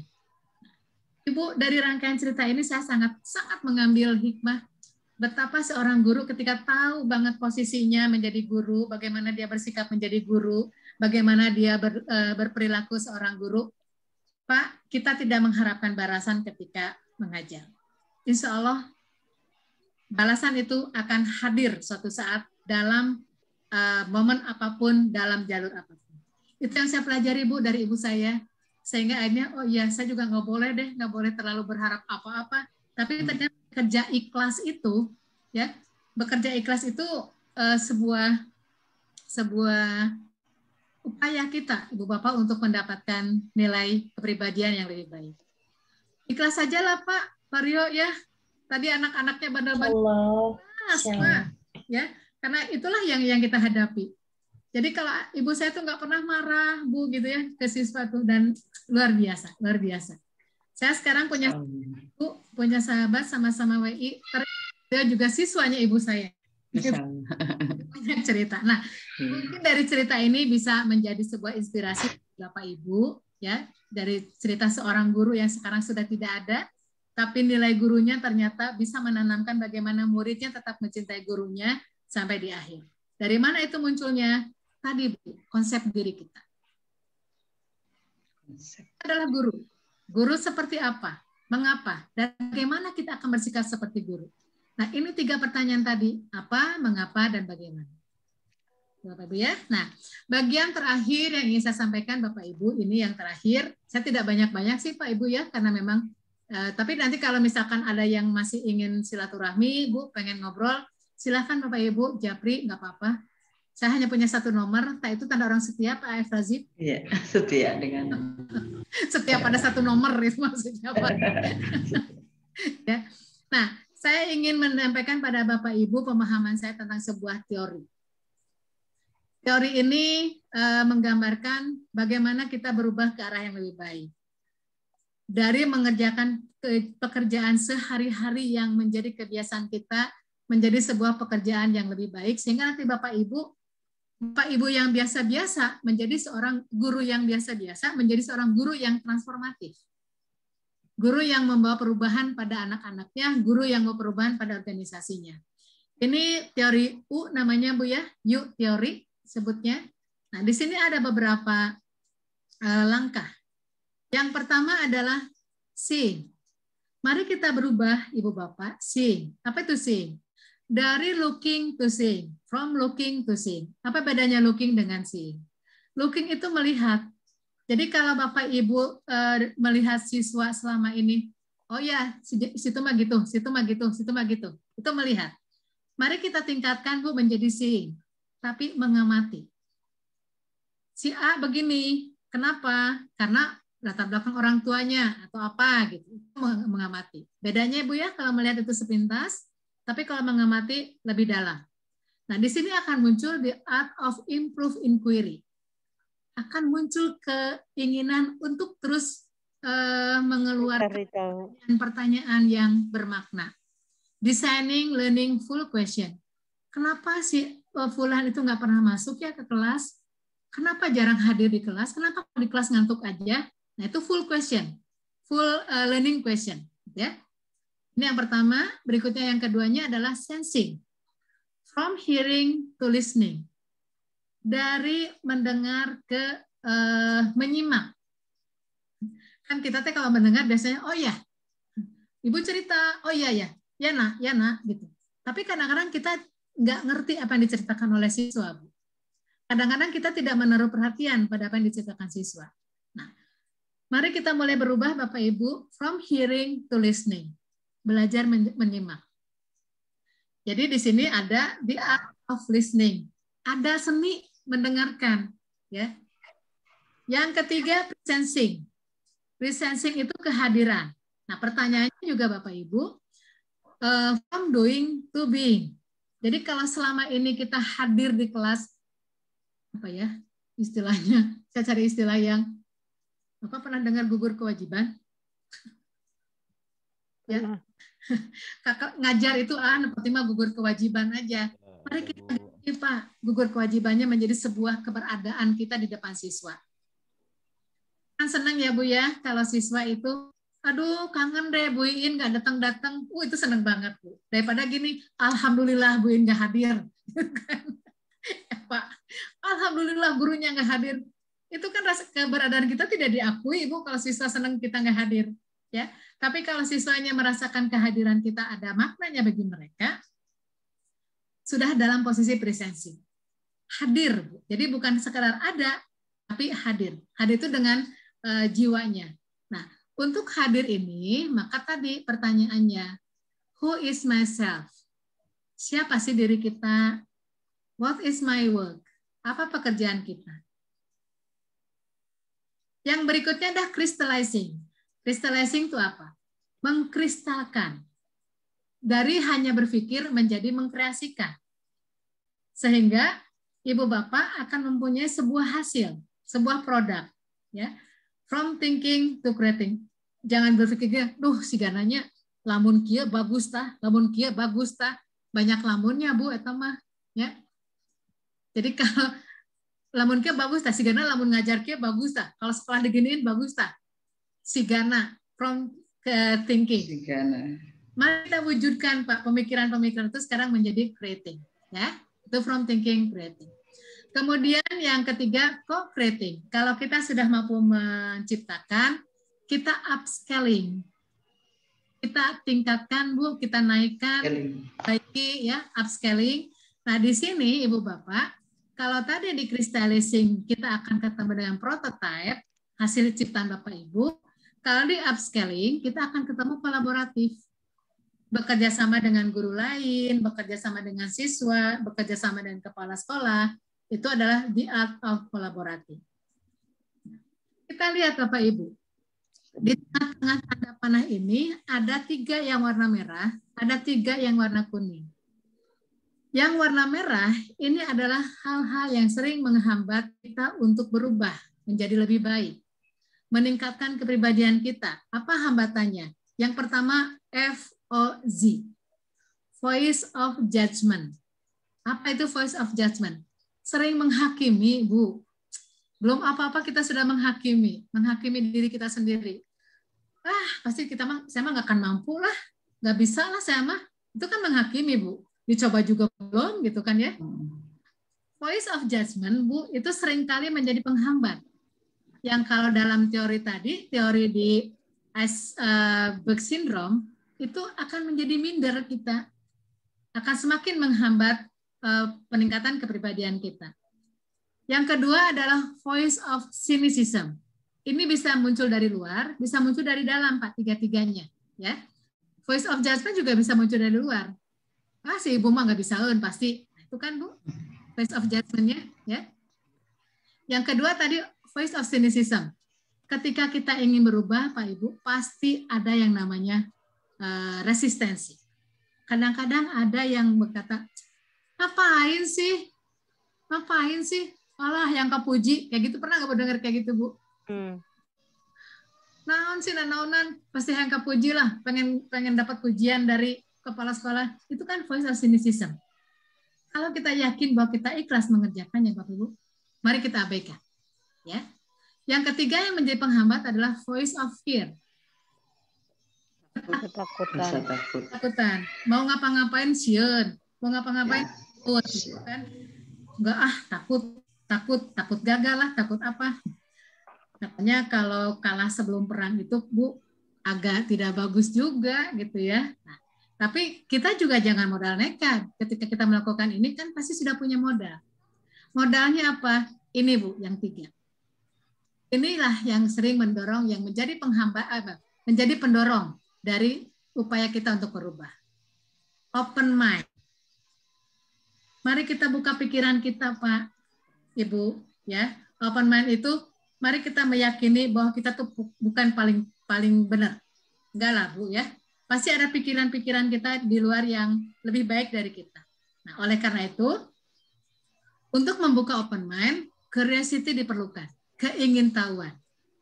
Jadi seorang guru, Bapak Ibu, itu nggak pernah berhenti belajar. Karena ingin tahu. Jangan, SMA sudah lulus dari UPI-nya, udah, enggak lah. Belajar itu dari manapun. Belajar itu dari siapapun. Saya sering belajar dari penyapu di kantor, Bu. Cleaning service di kantor.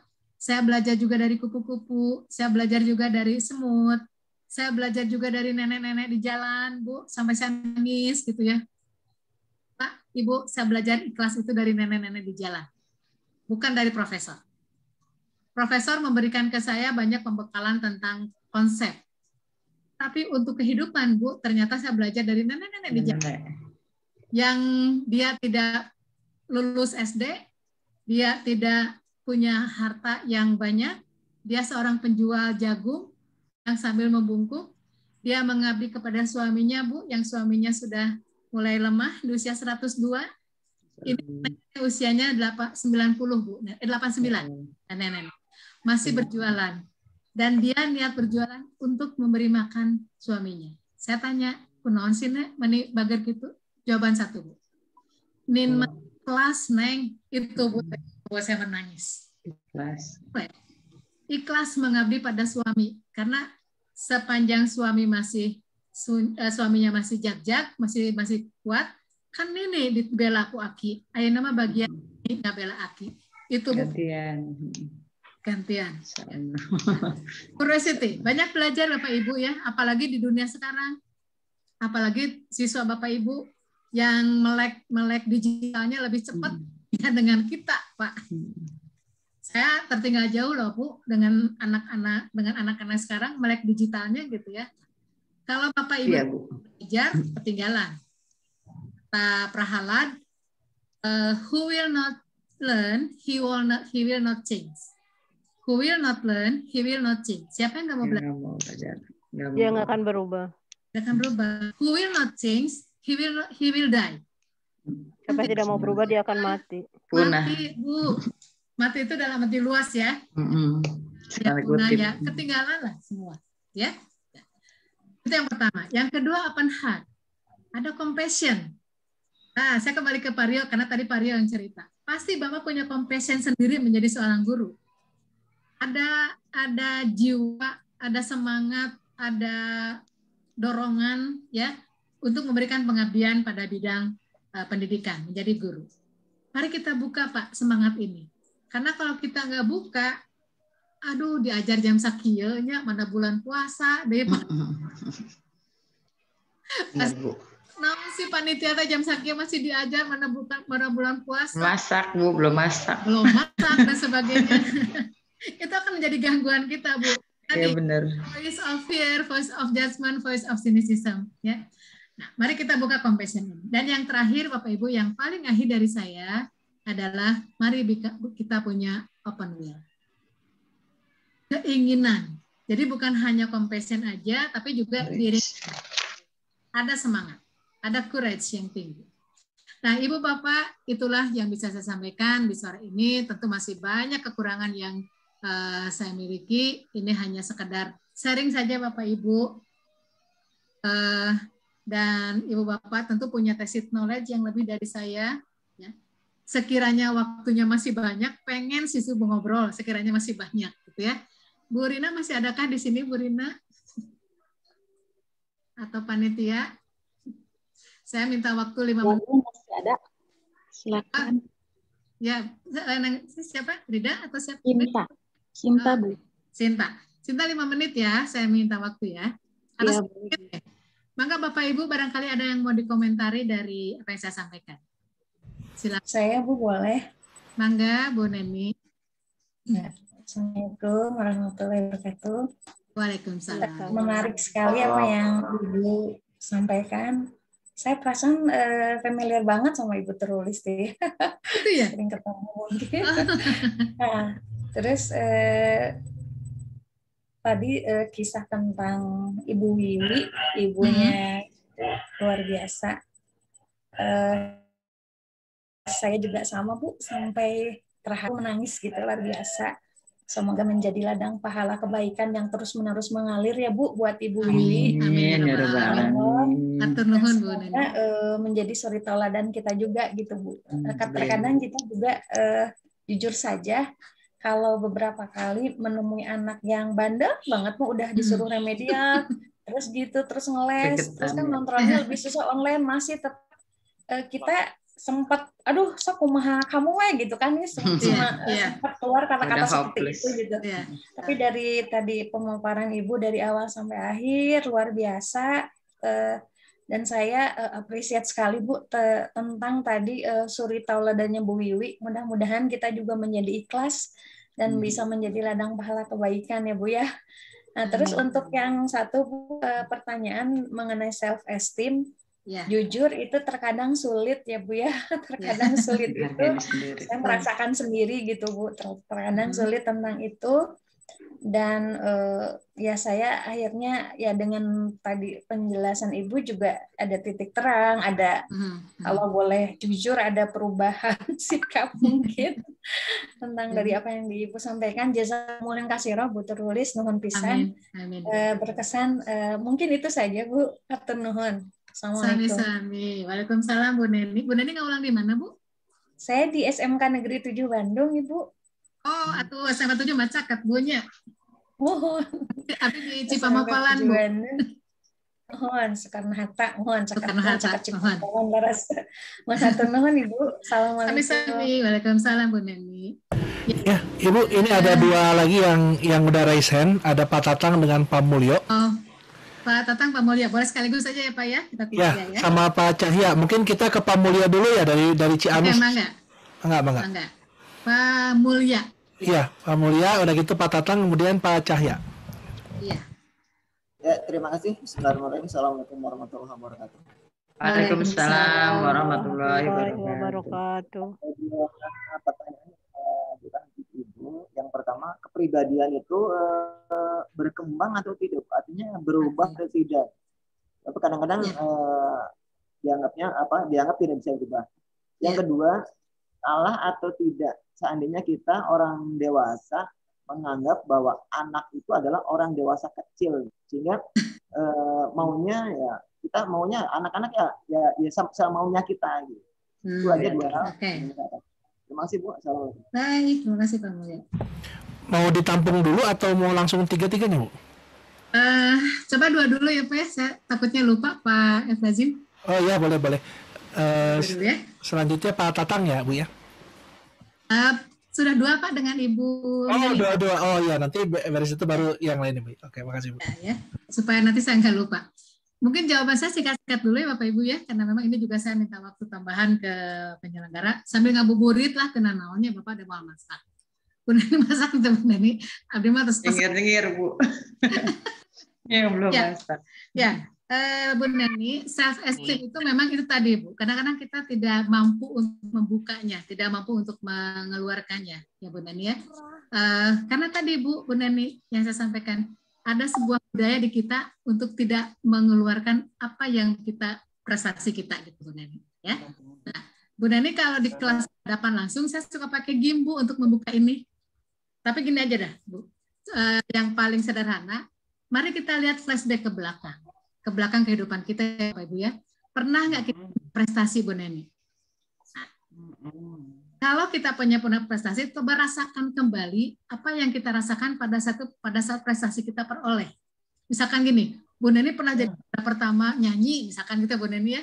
Ketika diumumkan jadi juara pertama nyanyi, ada nggak rasa seneng? Ada sesuatu yang yang rasa luar biasanya itu kita rasakan. Bahagia banget. Bahagia banget. Nah, Bu, yang harus dijaga itu udah rasanya. Self esteem itu bahwa kita tuh memang berharga, bahwa kita tuh punya sesuatu yang bisa kita banggakan. Masih dalam tanda petik ya Bu ya, kita banggakannya artinya dalam batas kewajaran. Ada perasaan takut ria gitu Bu. Nah, betul itu Bu, betul sekali. Kita terlatih untuk itu, kita terbiasa untuk tidak membuka prestasi kita, ya Bu ya. Nah, kalaupun tidak dibuka ke orang lain, tidak harus disampaikan Bu. Self esteem itu tidak usah kita announce, Bu, saya tuh pernah jadi juara nyanyi loh, kata Bu Neni, nggak usah. Tapi rasa ketika kita mendapatkan prestasi itu tidak akan jadi satu kebanggaan. Biasanya Bu Neni dan teman-teman, saya itu akan menjadi pendorong, jadi motivasi kita untuk prestasi-prestasi berikutnya. Itu ya Bu Neni ya. Saya juga mudah-mudahan tidak menjadi ria, Pak. Sharing sedikit saja Bu Neni ya. Di bulan Agustus kemarin saya mendapatkan predikat pegawai dengan kinerja terbaik. Barakallah. Modalnya hanya ikhlas Bu, modalnya hanya ikhlas. Saya disuruh ngintip di kantor hayu, saya suruh ini kantor hayu, ikhlas lah yang penting mah gitu. Oleh rakyat ini, kok saya bilang gitu ya, gitu Bu Neni. Apa hikmahnya Bu?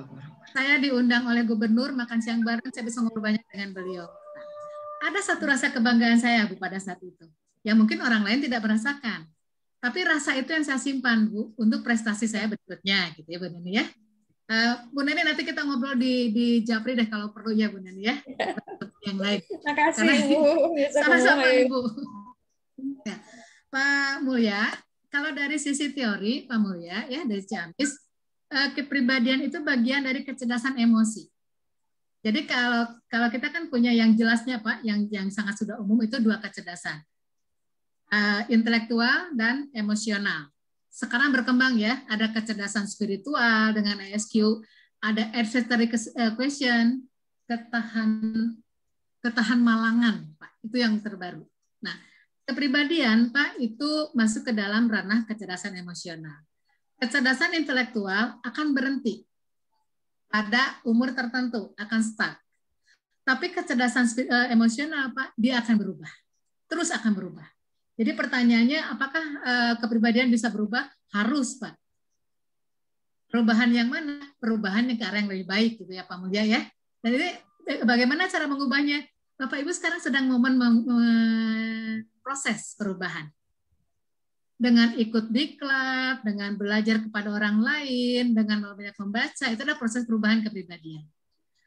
Karena tidak semata-mata knowledge yang dicari. Tapi ketika Bapak ngobrol dengan siapa, benar ya kalau ngobrolnya dengan gini enak, akan mengubah kepribadian. Nah, pertanyaan yang kedua, Pak, ini yang sering saya hindarkan, Pak, ya. Termasuk ke putra-putri kita, Pak Mulya ya. Saya selalu berprinsip manusia itu unik, Pak. Tidak ada pribadi yang sama. Setiap orang itu unik, berbeda. Dan jangan pernah kita membuat orang lain seperti kita. Bahaya. Bahayanya apa? Orang lain itu artinya misalnya mau siswa, mau putra-putri kita. Karena dia punya pribadi yang sendiri kok, dia punya karakter tersendiri, Allah menciptakan berbeda, gitu ya. Jadi kalau misalkan kita menuntut orang lain pada standar kita, dan tidak terwujud, yang ada adalah kecewa. Itu Pak Mulya. Pernah nggak merasakan begitu? Saya tuh pengen si A tuh begini. Ini menggunakan siswa ya, Bu. Oh ya, siswa. Saya tuh pengennya si A tuh begini. Itu kan pengennya Bapak. Kalau pada digunakannya adalah standar norma yang berlaku di organisasi, siswa harus masuk kelas jam berapa, harus berpakaian seperti apa, kemudian ketika di kelas nggak boleh merokok, itu benar Pak standarnya. Tapi kalau pakai standarnya diri kita, ini bahaya. Saya ingin anak saya seperti saya. Wah, itu bahaya Pak. Orang anak saya punya jiwa sendiri kok, punya keinginan sendiri, punya motivasi sendiri. Nah, ini salah satu, mohon maaf lagi ya Bapak Ibu lah, ini yang saya terapkan untuk mendidik anak saya Pak, yang punya tingkat IQ agak berbeda dengan yang lain ya. Tuh, saya biarkan dia dengan dirinya, saya berikan kepercayaan. Ini yang dengan pribadinya, karena saya hanya mampu mendampingi, tapi tidak mampu menjadikan. Sama dengan ke siswa Bapak Ibu. Contoh yang lain Pak. Kalau saya mau menjadikan yang 71 orang seperti saya, buka dong semua videonya, dengerin dong semua videonya, gitu ya Bu ya. Nah, kalau saya ngomong, dengerin dong. Nah, itu menjadikan diri saya. Nah, jadi menghadapi anak-anak SMA, SMK, Pak Mulya, yang fase pertumbuhannya memang bukan lagi di bawah telunjuk kita, yang penting adalah memahami karakternya. Bagi mereka, Pak, bagi siswa SMP SMA, yang dilihat adalah sikap kita justru, Pak Mulya. Jadi ketika misalkan, kamu nggak boleh ngerokok ya, ya Bapak ngomongnya sambil ngerokok, gimana mereka mau nurut, Pak? Gitu. Betul. Kalau di sekolah itu rambutnya nggak boleh gondrong ya, yang ngomongnya rambutnya gondrong, gimana mereka nurut, Pak? Nah, jadi yang dicari mereka itu adalah teladan, sebetulnya. Itu ya Pak Mulya ya. Jadi titip Pak, jangan pernah kita ingin menjadikan orang lain seperti diri kita. Tapi kita mengajak boleh, ya, mengajak boleh, tapi jangan berharap menjadi seperti diri kita. Yang self ideal tadi Pak Mulya tidak menjadikan dia menjadi diri kita, tapi ada sebagian yang dari dia menjadi diri kita. Itu Pak Mulya ya. Mangga Pak Efrazim, 2 penanya yang terakhir ya. Ya, 2 penanya lagi Pak Tatang dengan Pak Cahya. Silakan Pak Tatang dulu. Ya. Pak Tatang, mangga. Assalamualaikum warahmatullahi wabarakatuh. Waalaikumsalam warahmatullahi wabarakatuh. Guru PAI di SMK Negeri 3 Liga Buana di Purwakarta, Ibu. Purwakarta ya. Terima kasih, materi yang Ibu sampaikan sangat bagus. Kemudian Ibu menyampaikan juga sangat luar biasa. Pertanyaan saya terkait dengan keberhasilan pendidikan, Bu. Keberhasilan pendidikan seseorang atau pendidikan pada umumnya, di beberapa literatur, bahkan beberapa regulasi juga disebutkan, pendukungnya adalah yang pertama sekolah, kemudian orang tua dan masyarakat. Nah, justru kalau saya sendiri memandang yang bisa dilihat itu ada 4. Yang pertama, diri yang belajar atau diri yang sedang menempuh pendidikan. Kedua, sekolah. Ketiga, orang tua. Dan keempatnya, masyarakat. Kemudian memang ada faktor lain, yakni faktor X besar, yakni istilah ilmu agama itu takdir dari Yang Maha Kuasa gitu ya Bu ya. Betul. Nah, yang ingin saya tanyakan ke Ibu, dari yang bisa dilihat atau dari yang kasat mata, yang 4 faktor tadi menurut saya dan 3 faktor menurut beberapa literatur dan regulasi, mana yang paling dominan Ibu? Apakah sekolah, apakah orang tua, apakah masyarakat, atau justru ketiga-tiganya begitu Bu? Atau kalau menurut saya tadi 4, atau justru keempat-empatnya. Kenapa demikian? Karena sekolah dalam hal ini ujung tombaknya guru, ia mempunyai keterbatasan di sekolah. Artinya bisa membentuk sikap dan pribadi seorang peserta didik itu hanya dalam beberapa jam di sekolah, walaupun nanti diulang mungkin minggu depan lagi. Karena di hari-hari berikutnya dibina oleh guru yang lain begitu Bu. Nah, ataukah justru orang tuanya juga di rumah, karena begitu anak selesai pendidikan atau belajar di sekolah, dia pulang ke rumah dan belum tentu juga di rumah itu dia mengalami situasi cara-cara atau perlakuan yang sama dengan di sekolah.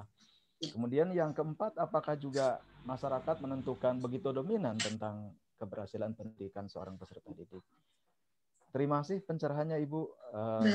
Pendidik yang sudah cukup lama, tapi bukan berarti pengalaman, dan saya belum merasa bagus di dalam mendidik Ibu.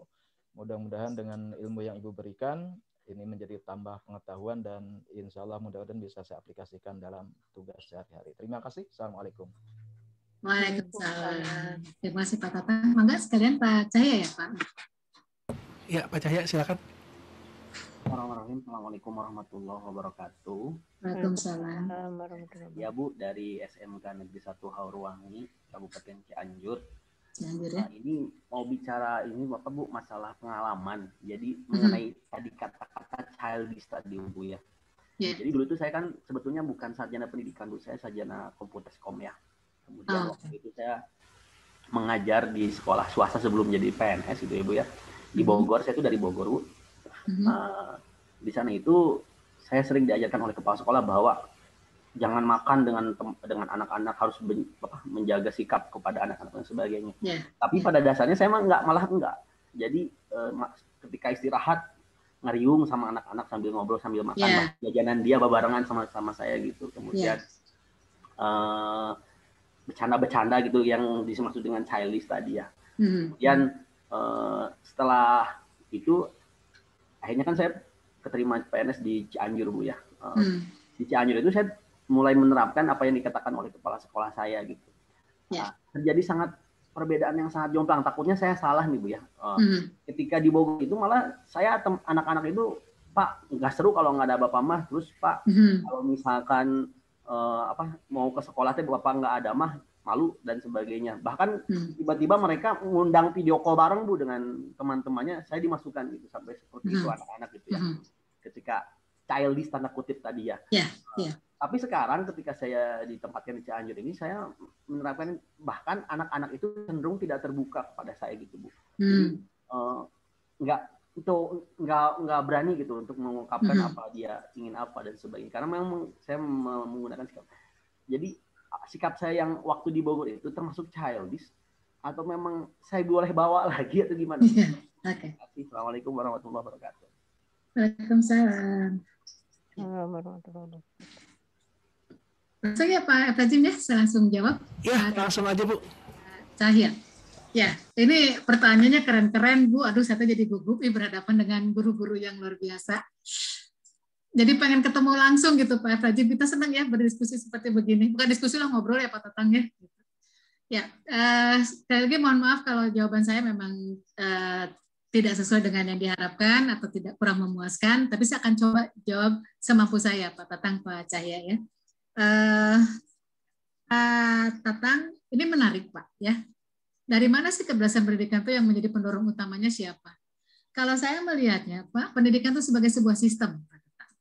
Ya. Kalau kita bicara sistem, kan di situ ada subsistem nih. Ya. Subsistem yang kalau kita melihat kepada konsep sistem, di mana setiap subsistem itu saling berkaitan Pak untuk mencapai tujuan. Jadi kalau Pak Tatang tanya, mana yang lebih dominan? Kalau kita melihat dari sisi sistem, Pak, semuanya dominan. Sama. Di mana titik samanya? Bayangkan gini, Pak. Kalau misalkan saya ambil contoh, mobil lah, Pak, ya, yang paling dekat dengan kita. Mesin mobil itu kan sebuah sistem. Kalau businya satu pincang, itu otomatis jalannya nggak akan benar, Pak, mobil. Pendidikan kalau satu sistemnya nggak jalan, pincang, maka nggak akan benar. Jadi yang namanya sekolah, orang tua, masyarakat, bahkan peserta didik itu adalah bagian dari sistem. Semuanya akan menjadi faktor pendorong Pak untuk keberhasilan. Tinggal sekarang perannya Pak, perannya yang berbeda. Di mana peran orang tua, di mana peran sekolah, di mana peran masyarakat, di mana peran peserta didik, gitu ya. Tentu mereka akan bermain pada peran masing-masing. Masyarakat, Pak, akan menjadi pendorong dari sisi perannya masyarakat. Artinya apa? Masyarakat nggak usahlah ikut-ikut ngajar di kelas, Pak. Ya, misalkan gini, ada komite sekolah nih. Kebetulan komite sekolahnya misalkan jago matematik nih. Udah Pak Tatang, saya aja ngajar matematik. Nah, itu keluar dari peran di dalam sistem. Masyarakat ini kontrol. Masyarakat itu alat kontrol, Pak, sebetulnya, di dalam sistemnya. Mereka yang melihat, benar nggak nih gurunya bekerja, benar nggak sekolahnya bekerja. Kemudian yang berikutnya, orang tua, di mana perannya? Kalau tadi Pak Tatang memberikan ilustrasi, porsi waktu antara guru dengan orang tua, betul Pak, lebih banyak orang tua di rumah. Ya. Tapi juga orang tua menitipkan siswa pada Bapak Ibu di sekolah untuk diajarkan dalam waktu yang sudah disediakan. Nah, ini konsepnya ideal Pak ketika kita tidak dihadapkan pandemi. Belajar di sekolah sampai jam 12, setelah itu kembalikan ke orang tua.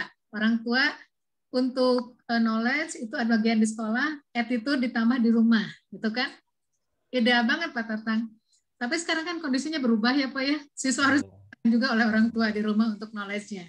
Betul. Tapi sebetulnya kondisi ini kan juga harus dimaknai sebagai sebuah perkembangan sistem. Kita nggak pernah Pak Tatang membayangkan kondisi seperti begini. Betul. Orang tua juga harus siap dengan kondisi seperti begini.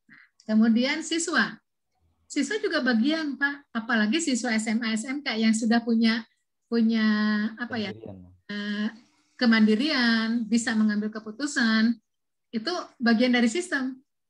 Jadi nggak bisa siswa juga dalam tanda petik maing, punten apanya maing aja nggak bisa. Dia ada bagian dari sistem. Nah, siapa yang mengendalikan sistem ini? Pada lingkup makro, pada lingkup mikro yang mengendalikan sistem adalah sekolah, guru, kemudian pada lingkup mikro, Pak, saya naikkan sedikit ya, pada lingkup mikro itu kalau sekarang KCD barangkali apa ya namanya ya, KCD. Bagaimana KCD juga harus peduli dengan masyarakat, dengan siswa. Makanya kan di KCD ada yang mengurus kesiswaannya, ada yang mengurus tenaga pendidikannya dan sebagainya. Jadi intinya Pak Tatang, kalau saya nggak berani mengatakan mana yang paling dominan, tapi semuanya harus mengambil alih, mempunyai peran di dalam keberhasilan pendidikan. Itu ya Pak Tatang ya. Kemudian Pak Cahya, nah ini Pak kita maknai childish-nya dulu Pak. Yang dimaksud childish itu bukan hanya perilaku Pak, tapi justru yang penting adalah sikap. Ya, kalau misalkan tadi Pak Cahya, saya boleh nggak Bu makan-makan dengan siswa gitu ya Pak ya. Nah, kehadiran Pak Cahya ketika makan bareng siswa, ngariung bareng dengan siswa itu bukan sebuah penggawantahan dari childish, bukan Pak. Ya. Tapi itu adalah sebuah strategi yang Bapak pilih, bagaimana Bapak bersosialisasi. Menurut saya, ya, bersosialisasi dengan siswa. Kan bisa baca beda-beda, Bu. bersosialisasi itu kan ada yang saya sih memilih jauh dari siswa tapi tetap kontak dengan K5. Tapi Bapak memilih saya akan masuk ke dalam dunianya gitu ya Pak Cahya ya. Tapi bukan berarti itu childish ketika Bapak makan dengan siswa, enggak. Yang childish itu gini Pak, Bapak disinggung sedikit ngambek, maring kemana-mana, itu kan childish. Lihat anak-anak, anak kecil. Kalau keinginannya beli permen nggak diturutin kan ngambek Pak. Itu childish ya Pak ya. Nah, silakan Pak Cahya kalau itu menyebutkan strategi Bapak untuk membaurkan diri dengan peserta didik. Saya juga sama Pak, Pak. Bapak jangan pikir saya nggak pernah nongkrong di pinggir jalan, sering loh Pak, gitu ya. Sampai dulu Bu, saya masih ingat sekali staf saya, sampai bilang gini, Bu, Ibu nggak malu, Ibu tuh kan kepala subidang, masa makanya nongkrong? Saya bilang kepala subidang tuh di kantor, di sini mah kita teman, gitu kan nggak ada. Nah itu Pak, itu pendekatan yang Pak Cahya pilih. Tapi ternyata berbeda ya Pak ya kondisinya dengan di Cianjur gitu ya. Ya. Satu lagi Pak sebelum lewat, Pak Cahya. Ketika Bapak merasa pendekatan ini tepat untuk Bapak melakukan pendekatan dengan siswa, silakan. Tapi tetap Bapak harus ada batas. Ini yang paling penting juga, Pak. Ada batas tuh gini, karena Bapak juga harus tetap punya wibawa di depan siswa. Seramah apapun kita kepada siswa, Bapak tetap harus punya wibawa. Nah, ketika Bapak misalkan makan bareng, kalimat yang Bapak keluarkan itu tidak boleh sama dengan kalimat dengan siswa. Kalau siswa kan kadang-kadang kalau keluar kata-kata kasarnya ya Pak ya. Bapak filter, tetap Bapak filter. Ini kecerdasan emosi yang diolah cukup kenceng nih Pak. Ketika berada di lingkungan orang bicara kasar, oh saya ini guru loh, saya nggak tuh ngomong kayak gitu Pak.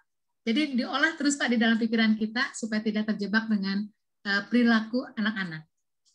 Itu ya Pak ya yang saya maksudkan. Kemudian kenapa di Cianjur beda Pak? Setiap lingkungan akan beda-beda Pak Cahya. Ya, komunitas itu kan macam-macam ya. Mungkin ketika Pak Cahya di mana tadi di Sukabumi ya Pak ya? Di Bogor. Ketika Pak Cahya di Bogor, pas Pak komunitasnya. Jangan bawa secara mutlak apa yang Bapak berhasil di tempat lain ke tempat yang baru. Karena belum tentu sama. Gini, Bapak berhasil nih di tempat yang lama, satu jadi dekat dengan siswa. Tiba-tiba Bapak bawa ke Cianjur dengan lingkungan yang berbeda, dengan komunitas yang berbeda, dengan karakter grup yang berbeda. Belum tentu Pak berhasil. Caranya adalah Pak Cahya kembali pelajari karakteristik grupnya seperti apa gitu. Misalkan gini, oh ternyata di Cianjur mah menurut mereka nggak sopan juga nih kalau guru makan bareng. Atau mungkin ada barrier, Pak, barrier di siswanya. Kalau ada si Bapak jadi nggak bebas makannya, itu kan justru akan menghambat, Pak. Bukan memperlancar seperti yang di Bogor. Nah ini harus dipahami dulu. Bapak silakan telaah, silakan bukan meneliti ya, kalau meneliti terlalu formal juga ya Pak Cahya. Ngobrol-ngobrol aja Pak dengan mereka. Senang nggak kalau Bapak ikut makan? Jangan Pak, kagok. Nah Bapak jangan lakukan itu. Hargai privasi mereka, gitu ya. Terus kapan mau ditemani Bapak? Pak, boleh nggak kita ngobrolnya di perpustakaan? Lagi ngumpul. Mungkin mereka karakternya begitu. Pada saat Pak Cahya menemani siswa di perpustakaan, buatlah suasana yang lebih santai. Jangan seperti mengajar. Gitu. Mungkin ketika makan mereka kagok dengan Bapak. Benar nggak Bu? Kalau ada guru kan makanan jadi kagok ya. Mau juga aduh takut salah gitu kan. Mungkin itu yang dibangun oleh komunitas yang baru. Jadi sesuaikan Pak, ya setiap komunitas akan punya karakter yang berbeda. Tugas Bapak adalah pelajari dulu apa yang diinginkan komunitas. Tapi catatan saya kembali ke yang tadi Pak, apa yang Bapak lakukan tidak termasuk ke dalam konteks childish. Kecuali kalau Bapak gampang marah, itu childish. Bapak gampang pundung, itu childish. Ke teman-teman di kantor, ke teman-teman di sekolah, tidak terwujud keinginan Bapak, terus Bapak pundung, itu childish. Itu ya Pak Cahya ya. Pak Efrazim, mangga saya kembalikan ke Bapak. Terima kasih banyak Bapak Ibu. Ya, Bu, mungkin tidak ada pertanyaan lagi dari rekan-rekan. Cuman ada satu Bu, boleh kami minta PowerPoint-nya yang Ibu? Oh ya silakan. Itu nanti. Ke siapa saya boleh ngasih? Silakan Pak. Mungkin melalui Bu Sinta bisa. Bu Sinta, Neng Sinta. Neng. Ini Pak, salah satu ciri saya kalau manggil teman-teman di kantor yang masih muda-muda panggilnya Neng. Oh iya. Mas di situ enggak? Atau nanti ke Bu Rina deh, saya kirim ke Bu Rina ya Pak ya? Ya, kemudian kalau misalnya nanti kan ada nomor telepon Ibu di situ. Kalau misalnya dari rekan-rekan ada yang mau nanya langsung ke Ibu, boleh Bu? Gitu silakan. Atau itu. Oh iya, mungkin itu aja. Silakan Pak. Silakan, ya, cuma saya mohon maaf gini Pak. Bapak Ibu dan teman-teman, mohon maaf sekali Pak. Biasanya gini Pak, kalau saya lagi ngajar, saya tidak akan angkat telepon. Ya Pak ya. Jadi kalau WA, ini pun setelah saya selesai ngajar Pak, insya Allah semampu saya jawab, semampu saya. Jangan tanya bagaimana cara menanam kelapa ya Pak ya ke saya, nggak bisa saya. Ya, mengapa ya Presiden? Iya, baik. Itu aja mungkin Bu. Saya kembalikan ke Bu Sinta. Mangga sebelum ke Bu Sinta, saya ingin tutup pertemuan Bapak Ibu. Ya, terima kasih untuk perhatiannya, untuk partisipasinya. Ini momen yang sangat berharga bagi saya ketemu dengan para guru, karena Bapak Ibulah yang menjadikan golden generation itu Bapak Ibu. Ya, sebentar lagi 2045 itu kita akan masuk ke Indonesia emas, dan salah satu pendukungnya adalah siswa sekolah. Dan saya yakin Pak Ibu, siswa-siswa cerdas bukan tidak akan terbangun tanpa bantuan Bapak Ibu. Saya sendiri Bu sangat meyakini saya bisa hadir seperti sekarang, bisa mendapatkan prestasi seperti sekarang, bisa menjadi Widya Suara, itu adalah berkat dari guru-guru, guru SD saya, guru SMP saya, guru SMA saya, dan dosen-dosen saya. Tidak akan ada pluralis Bu, kalau tidak ada guru-guru saya. Ya. Nah, jadi ini sebuah kebanggaan bagi saya hadir di hadapan para guru yang luar biasa. Sukses terus ya Pak ya. Semangat. Amin. Generasi muda. Iya Bu. Mohon maaf kalau ada yang tidak berkenan. Itu semata-mata kesalahan selalu muncul dari saya Bapak Ibu. Tapi kalau ada kelebihan itu adalah kelebihan yang diberikan Allah untuk disampaikan dari saya kepada Bapak Ibu. Insya Allah silaturahmi kita boleh diperpanjang melalui Japri ya Bapak Ibu ya. Silakan kalau mau kontak silakan. Sekali lagi mohon maaf dan saya tutup dengan ucapan berdoa. Wassalamualaikum warahmatullahi wabarakatuh. Waalaikumsalam warahmatullahi wabarakatuh. Terima kasih Bu. Terima kasih Bu. Efram, rekamannya ya, jangan lupa. Sinta masih ada.